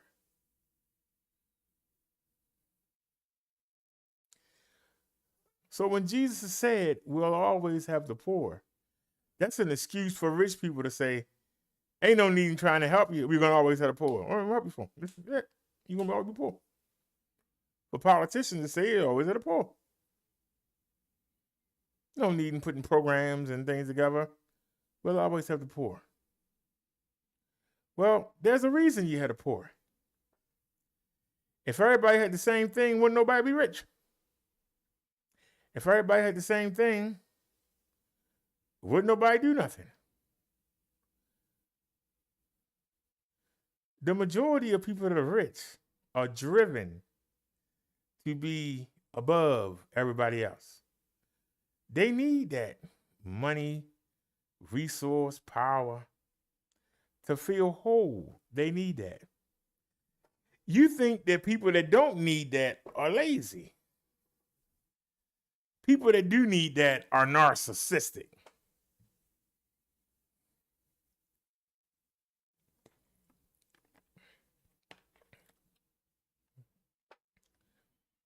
You got rich people out there that done everything and been everywhere, and they still working. What are you working for? They don't think they're rich enough.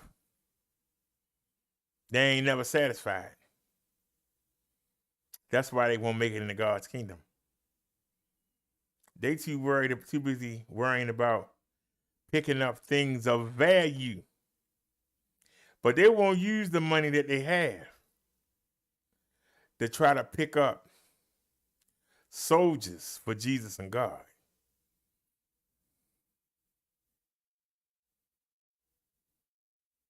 See, if people use their money, you don't have to be rich if you got extra. If you got extra money, you know, there was a man, y'all seen the video. There was a man that asked me, did I have $1? I didn't.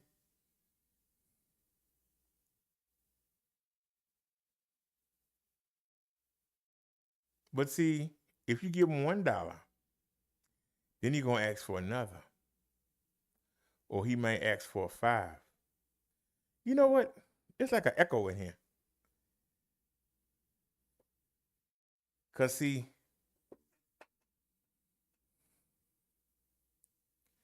you can give a man a fish, and he all right for a couple hours. But a couple hours later, he's going to be hungry again. And he's going to ask somebody else for another fish. If you give the man a fish, and then you go get him a fishing rod and a net, he can go feed himself. And he don't need you anymore. Right? If he get good enough that now he got caught enough fish that he can start selling them. And if he can start selling them, he can get money to buy a better rod, to buy a better net.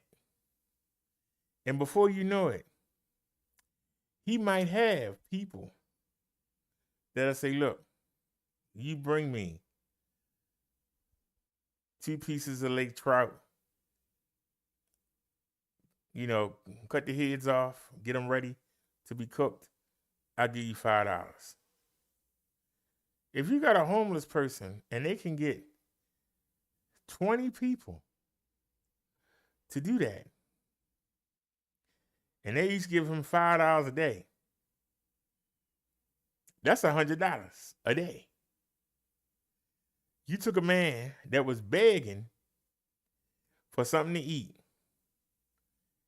You just turned him into a business owner. Because if you're homeless and you can make $100 a day, What if he got other homeless people and gave them a rod and got them to work and said, look, if you get, because some people going to want 4 pieces, some people going to want 5 pieces, depending on how you like your fish. Some people eat 2 pieces and be happy. Some people need 6. But he can start a job in a business. Because one person helped them out. This is what the Lord wants us to do. Not just sit on the money and spend it on ourselves and kind of flaunt it in everybody else's faces. He want to see you spread the money around. And that's where people get caught up because they're selfish. But if you can help a man start his own business, what's wrong with helping a man start his own business? You can help. And it won't hurt you to help him. But do you like the fact that he has to come to you every day to get a piece of fish? He has to come to you every day to get a sandwich. Do you like the power? Instead of you saying, look, let me show you how you can get your own. Let me help you get started, and then you won't ever have to ask another man for anything. And when you get settled, I want you to do the same thing for another man. You know what'll happen? There won't be no more poor because everybody be able to do something. But we don't do that. We just shake our heads or step over them. Or we don't try to help our fellow man. And because you don't do that,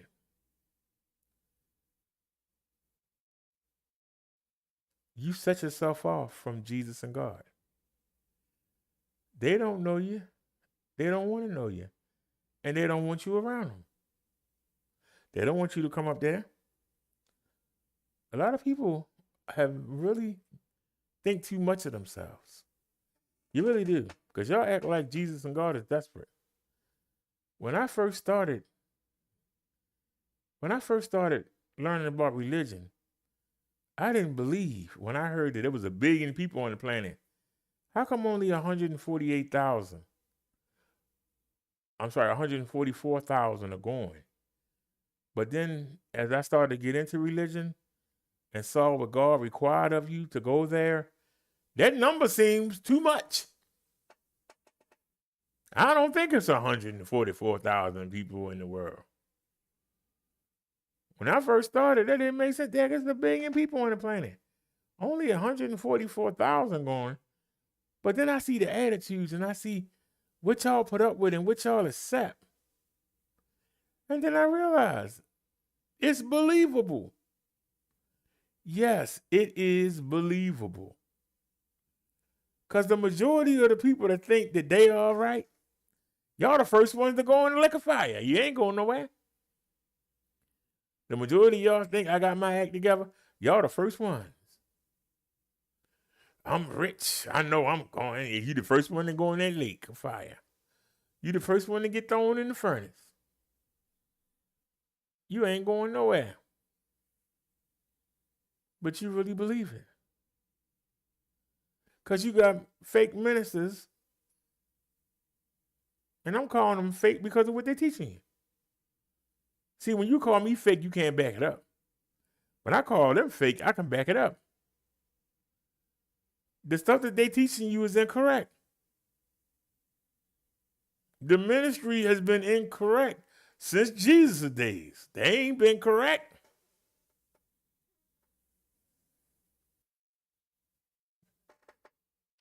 Only between the time that Jesus was here, the apostles, after the Romans took over the religion started dying, you ask me. The Romans killed the religion. They killed the religion. You can get mad at me all you want. But we can debate it, and I'm going to make you look stupid. Bring all your books and all your texts. I'm going to make you look stupid. See, that's the difference.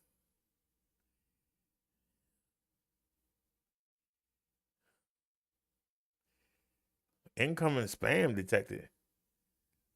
Somebody trying to spam the Obama phone? It's an Obama phone. I throw it in the trash. Let's but just go back to that. Easier for the camel to fit through an eye of a needle, which is near impossible. For those of you that have money, that should make you shake in your boots. And if you overlook it, okay. You can overlook it when you get thrown in that furnace of fire. Overlook it. Don't pay it no mind. But keep that in mind. Jesus said we'll always have the poor. The reason we'll always have the poor is because the rich don't want to share.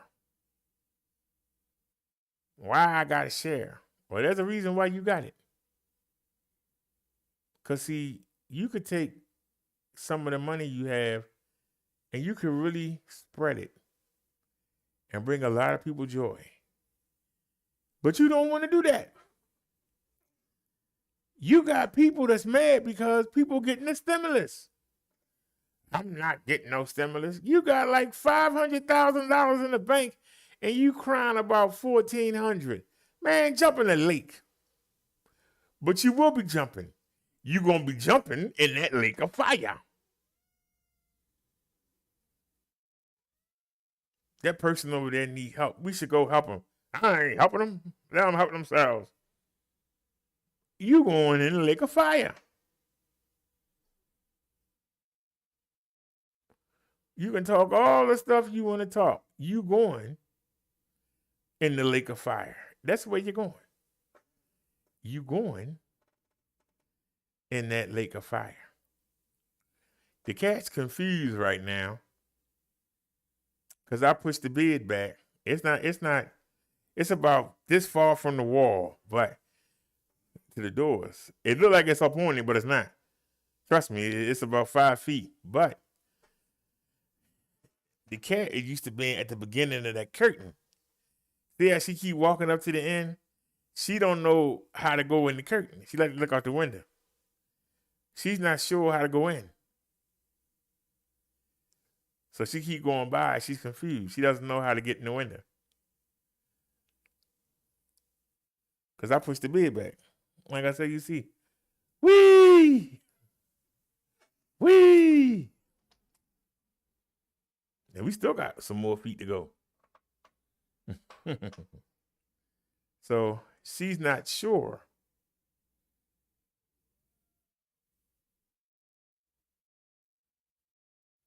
What's the matter? You confused? You want to look out the window, but you don't know how to get in the window, do you? Well, go find something else to do. She want to look out that window over there. But she know that almost the edge of the bed was touching the front part of that window. But since I pushed it back, she doesn't know how to enter the window. She doesn't know if she's going to fall. She doesn't know. She's not sure. And she waiting for me to show her. She going to figure it out. You want to do it? Figure it out. Hey, Davey. I know the devil's sending you over here, man. Go find something to do. Go ahead. Get out of here. Go, go, go, go, go. Go find something to do. Go find something to do. Come back over here. Go sit down. Trying to distract me. Go sit down somewhere. Yeah, that's a mistake the devil made. Run everybody away. Ain't nobody distract me. Yeah. Show you how stupid he is. Now all you got is the cat. I told y'all what I thought. Let's see if anybody else agree.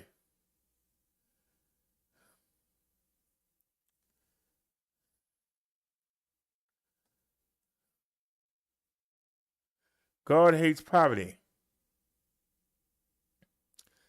For over 20 years, on nearly a weekly basis, I've heard people quote Matthew 26:11, the poor will be with you always. Hey, I said that, man.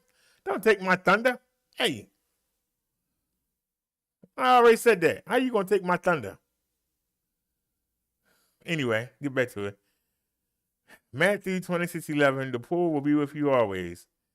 To blame the poor for their poverty, to justify inaction in the face of growing poverty and misery, and to claim that if God wanted to end poverty, he would do so. This passage led me to seminary and biblical scholarship and eventually to write a book, Always With Us, what Jesus really said about the poor. Of all the articles, I pulled up something that I was talking about. Oh, man. I hope she don't make me look bad.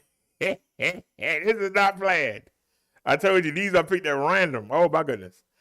Whew, here we go. I started noticing how dominant such punitive interpretations of this passage were while I was working with two Philadelphia organizations led by poor and homeless people themselves, organizing to get their families and entire communities up and out of poverty. Politicians, religious leaders, and others quoted Matthew 26:11 and the parallels in John 12 and Mark 14 to justify shutting down housing programs and kicking mothers and their babies off public assistance in the lead up to the 1996 Welfare Reform Act.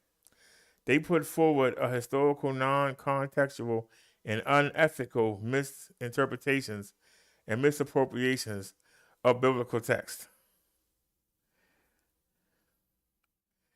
These leaders, many of them self-described Christians, ignored the majority of passages from the Bible, passages like these. Woe to those who make unjust laws, to those who issue oppressive decrees to deprive the poor of their rights and withhold justice from the oppressed of my people, making widows their prey and robbing homeless children. Isaiah 10:1-2. Now listen, you rich people, weep and wail because of the misery that is coming on you. The wages you paid to pay the workers who mowed your fields are crying out against you. The cries of the harvesters have reached the ears of the Lord Almighty. You have lived on earth in luxury and self-indulgence. You have fattened yourselves in the day of slaughter. You who have condemned and murdered the innocent one who was not opposing you. James 5:1-6. God has brought down rulers from their thrones, but has lifted up the humble. He has filled the hungry with good things, but has sent the rich away empty. Luke 1:52-53. They failed to see the moral and political agency of poor and homeless people who, much like early Christian communities, were taking care of each other and building safe and vibrant communities. Although they were forced to live without adequate housing, food, education, or health care, these poor families proposed policies and programs similar to the Jubilee prescriptions from Deuteronomy and Leviticus and the collections for the poor in Paul's letters. They advocated for an end to poverty that would benefit all people and resisted welfare cuts and draconian policies that punished the poor and benefited the wealthy. A few weeks ago, Representative Marshall, Republican of Kansas, used Matthew 26:11 yet again to justify cutting millions off from health care. Just like Jesus, the poor will always be with us. There's a group of people that just don't want health care and aren't going to take care of themselves. Clearly, interpretations of the poor will be with you always that justify inaction in the face of poverty are still dominant. In my book, I document stories of poor people organizing to end poverty and show how their struggles articulate and embody a truly liberative theology. I assert that poverty is not inevitable. It is a systemic sin, and all Christians have a responsibility to partner with the poor to end poverty once and for all. Indeed, Matthew 26:11 quotes one of the most liberative Sabbath prescriptions in the Bible, and it offers a strong critique of our model of so-called charity, which upholds dominant economic practices that produce poverty for the majority and wealth for a select few. In Matthew 26, Jesus is responding to his disciples who criticize a woman for wasting the ointment she pours on Jesus' head. Oops, I said his feet. They could have taken the nard, they say, and sold it for a year's salary and given the money to the poor. The suggestion of the disciples follows the dominant economic systems of the Roman Empire, and indeed this idea of earning lots of money and giving the proceeds to the poor follows how we try to address poverty. By doing charity work, by buying and selling and then donating to the poor, but never questioning how poverty was created in the first place. So Jesus quotes Deuteronomy 15, which says, "There will be no poor person among you if you follow the commandments God has given today." Commandments to forgive debts, release slaves, and lend money even knowing you won't get paid back. Deuteronomy 15 continues and says that because people will not follow those commandments, there will always be poor among you. Whoa! Whoa! Whoa! Can we say that again? Never questioning how poverty was created in the first place. So Jesus quotes Deuteronomy 15, which says that there will be no poor person among you if you follow the commandments God has given today. Commandments to forgive debts, release slaves, and lend money even knowing you won't get paid back. Deuteronomy 15 continues and said, because people will not follow those commandments, there will always be poor among you. Thus, Jesus isn't condoning poverty. He's reminding us that God hates poverty and has commanded us to end poverty by forgiving debts, by raising wages, by outlawing slavery, by restructuring society around the needs of the poor. He is reminding the disciples that charity and hypocrisy will not end poverty, but keep poverty with us always. He's reminding his followers that he's going to be killed for bringing God's reign here on earth. And it is their responsibility to continue the quest for justice. We've just celebrated Holy Week and we are living in Eastertide, remembering the resurrection of our Lord and Savior Jesus Christ. Therefore, if we take the message from Matthew 26 seriously, we have to commit ourselves to really understanding and then doing justice. We must see that poverty is disobedience to God's will, and it is our duty as Christians to bring good news to the poor. We have to put the cross back into our theology and social justice witness, knowing full well that resurrection follows crucifixion. But too often we forsake the belief that ending poverty is possible. Instead of realizing the resurrection of Jesus and all of his disciples who stand for justice, we ignore the controversial, revolutionary nature of a poor, resurrected Jesus as Lord and Savior, who challenges the wealthy, immortalized Caesar. We forget that Jesus' kingdom includes economic and social rights in the here and now, and that the Messiah Jesus came to usher in this reign. The good news of the Bible has been reduced to an individualized acceptance of Jesus Christ as Lord and Savior, severed from his mission to the world. We deny that the poor are at the center of God's concern, ignoring that Jesus was a leader of a revolutionary movement of the poor, who rather than mitigating the unfortunate inevitability of poverty, called for a movement to transform heaven and earth. Jesus came to bring good news to the poor. Will we follow in his footsteps?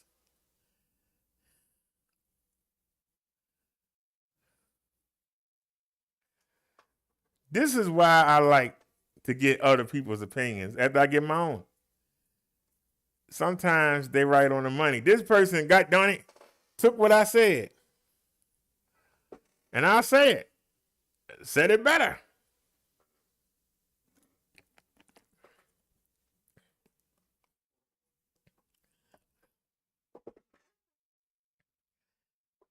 God doesn't want poverty. God doesn't want nobody to be poor. Man does.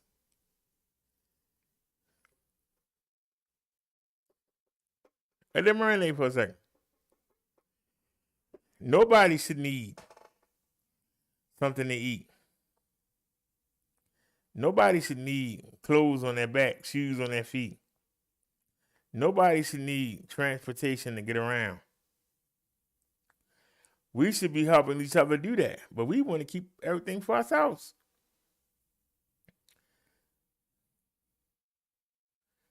We use the amount of money that you have as a symbol of excellence. I don't want my symbol of excellence to be money, even if I had it. I want my symbol of excellence to be serving God. How could I serve God? By looking out for his downtrodden and making sure that they had everything they need, that they had a good life. Not saying, well, because they doing this, that's why they not. That's not for us to say. Let God judge them. But even somebody that's doing drugs still wants something to eat eventually. Somebody that's drunk still needs something to eat.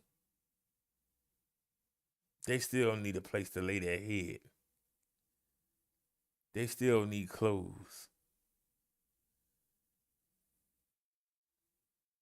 It don't hurt you, especially if you see the same people you pass on your way to work and you see them down there on the corner.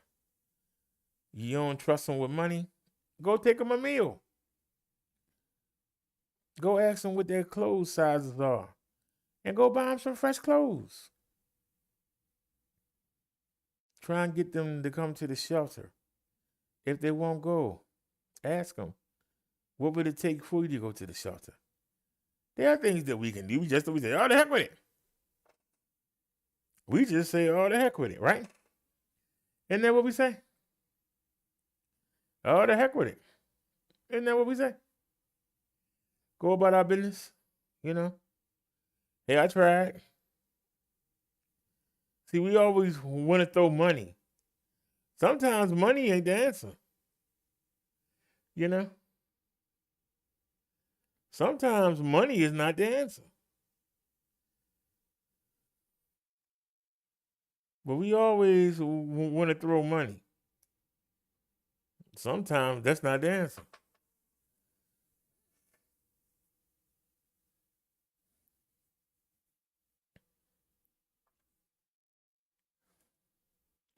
Just because you got money, that don't mean. Just because you got money doesn't mean you got everything.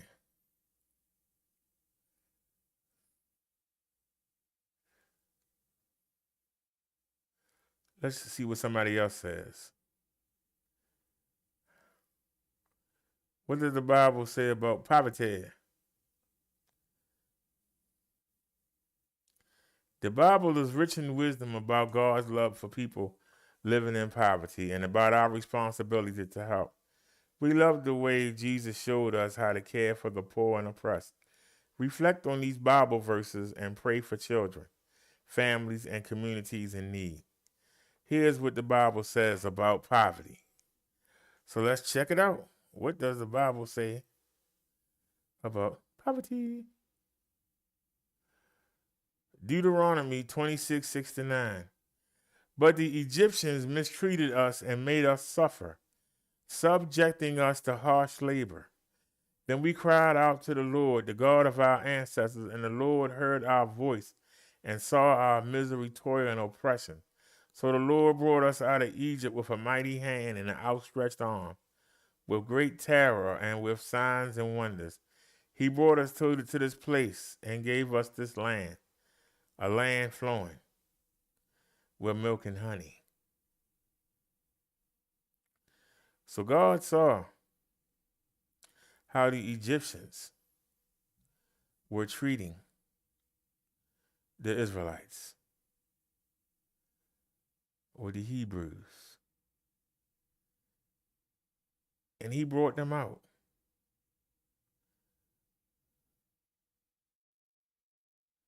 He brought them out.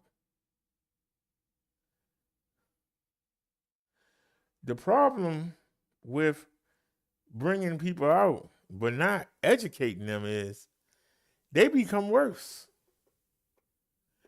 I'll give you an example. There was a movie, it was a horror film. I don't know if y'all ever saw it. It was a movie. It was like a horror film comedy. It was about this school. And you had these nerds. And these nerds were being bullied, made fun of, held down by the jocks and the cheerleaders. So, there was this guy, he was in the auto class. He killed off all the jocks. He killed off all the top jocks and all the top cheerleaders off. And the nerds took over.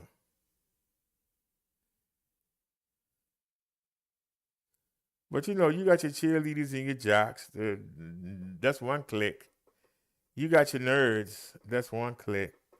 Then you got the people that like the arts and crafts. That's a clique. You got the people that like Star Wars and all that stuff. That's a clique. Are y'all understanding? You got the bookworms. They might be a library group. That's a clique. When the nerds took over from the jocks, instead of it being harmony, because the jocks is out the way, there's nobody going to give you no wedgies, nobody going to beat you up, nobody going to shove you in the locker. The nerds started to beat up the other cliques. And then the guy had to kill the nerds.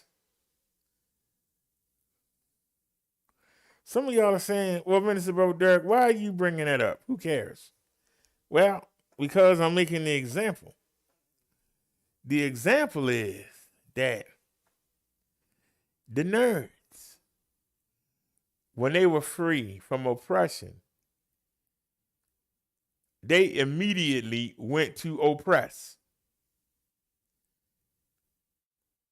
Do y'all understand?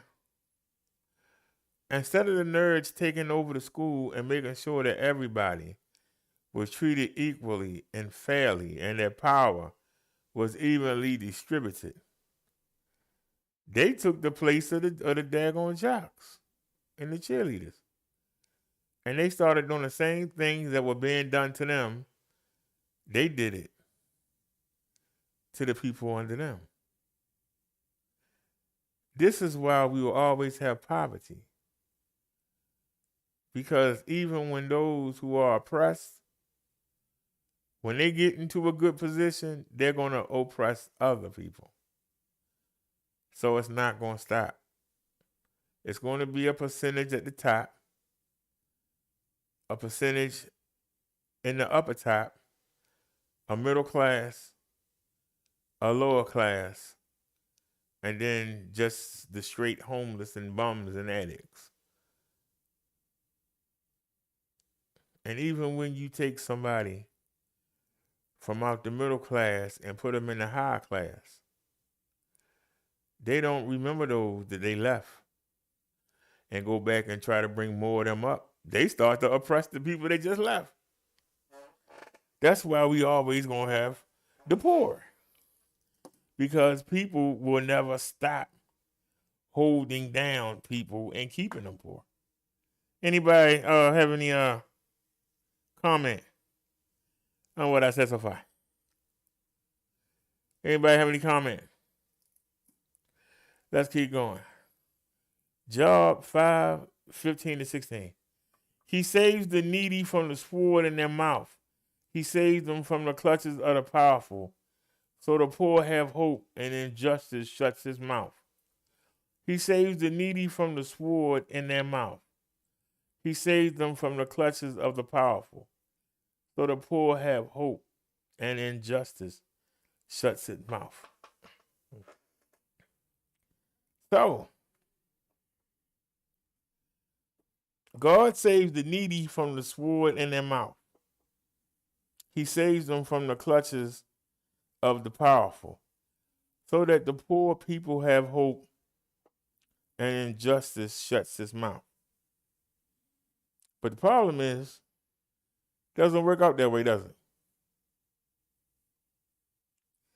He may save you from the sword,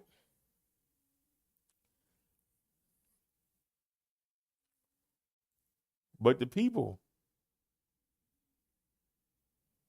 okay, they can't kill you. But now they'll use you. They'll work you like a dog and pay you nothing. And if you don't work, they'll enslave you. And if you don't want to be enslaved, then they'll lock you up. Or you have to run away and go live under a bridge.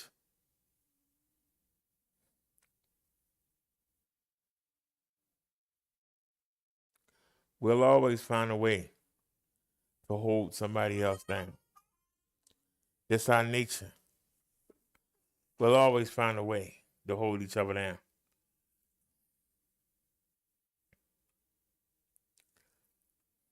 Hold on.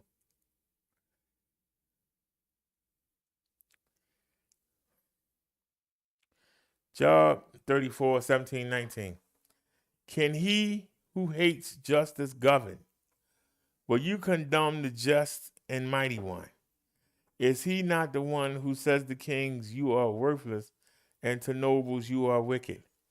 Who shows no partiality to princes, and does not favor the rich over the poor, for they are all the work of his hands.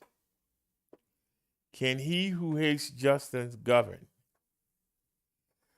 We have a lot of people that hate justice that govern.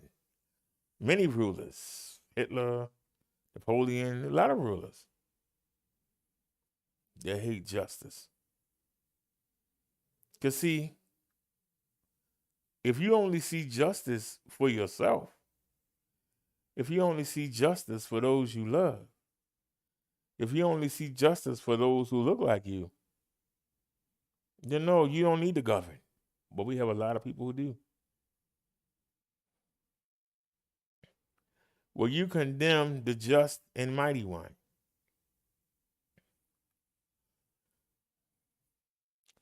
A lot of people condemn Jesus and God every day and spit in his face. They do it every day and think that they don't.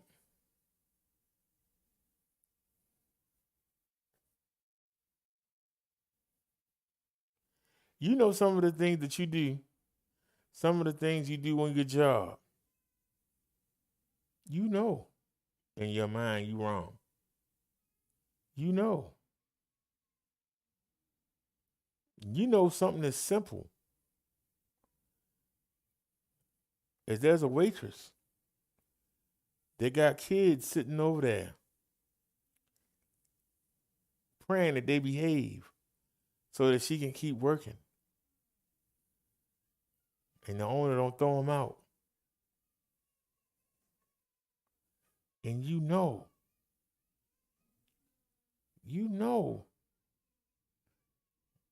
that a good tip, she could go buy some things for them children. But instead, you don't tip. You go complain to the owner. Why is this waitress kid sitting in here? And you make the owner make the waitress have to leave and take the kids out. Where's the justice? Why wouldn't you say, I see you struggling. You don't even have anybody to watch these kids so you can work. Why don't you let me help you get some daycare so you can work? I'll pay for it. Get some daycare. Let me know how much it is. I'll pay for it. Or let me give you a job. You can come work for me. I have daycare on my job. That's something that you could do. But instead, you'll get the woman fired. You'll make the owner have to send her and them kids home hungry with nothing. Because you're wicked, because you're evil, because you're selfish. And then you think you're going to heaven. That's why it's hard for a rich man to go to heaven or woman. Because of that evil that you do with the power you've been blessed with. You evil with it. It's evil. It's no different. We've had a lot of people come over here in this chat. And we ain't seen them in the other chats. But they come over here.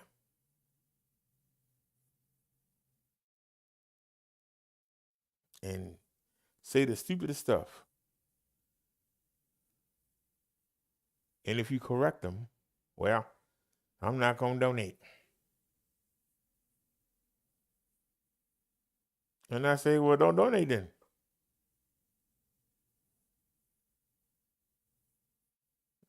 But that's pretty simple in my chat. What about other people's chats? Where they go buy your rinse to silence you. They use the money not to help you, but to hurt you. I'm going to take your rinse. Now you can't say nothing. Or somebody going to block you. Say something so I can block you.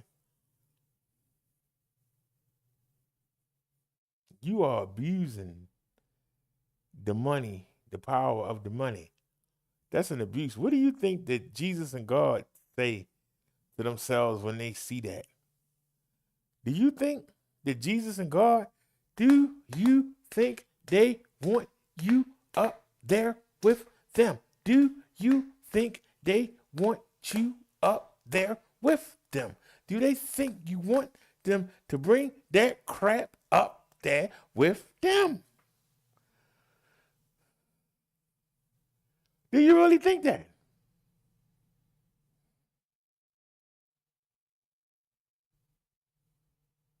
I'm asking.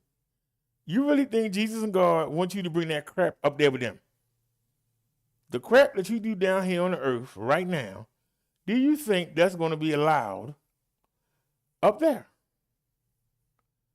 If your answer is no, then why do you do it? Why do you support it? Why do you cheer somebody when they do it? Why do you laugh when poor people get oppressed? Why do you laugh at that? How you think you're going anywhere? Did you use your brain? How do you think you're going anywhere? Marinate on that. Just marinate on it. I'm asking you.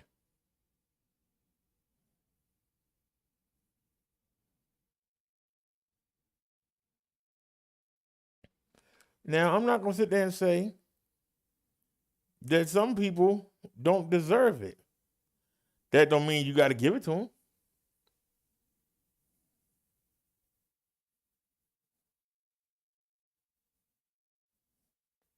We showed a video down in California where the business owners was complaining about the people setting up tents on the sidewalks alongside their businesses. Not by the door, but they were alongside the buildings.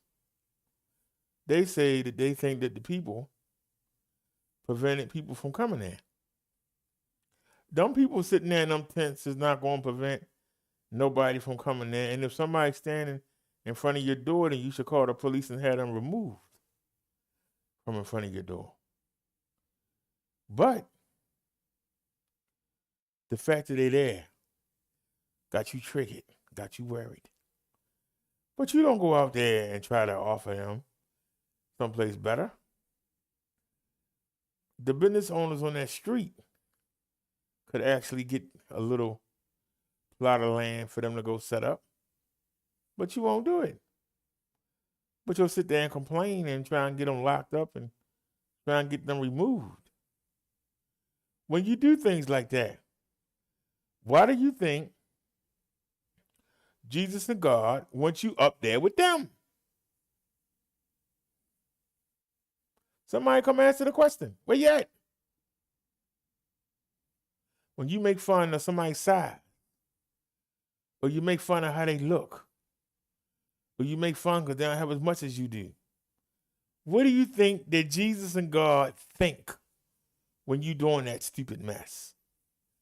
Do you think they want to be linked with you?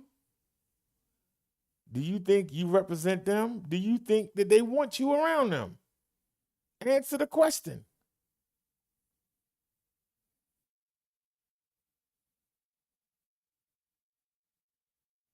Why nobody won't answer the question?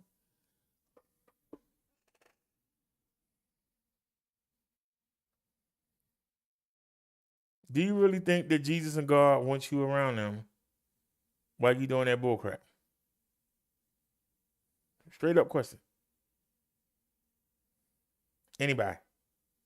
Anybody got the cojones to answer? Anybody?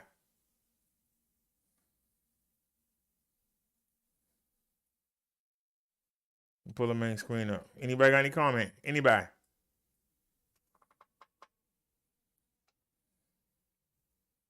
Four y'all in here. Nobody got a comment. Okay. Well, all righty. I appreciate y'all joining me here on this show. We'll go ahead and end it on that note. Y'all have a great one. As Nia would say, I'll see you soon. As I say, I'll see you later. Y'all have a great evening.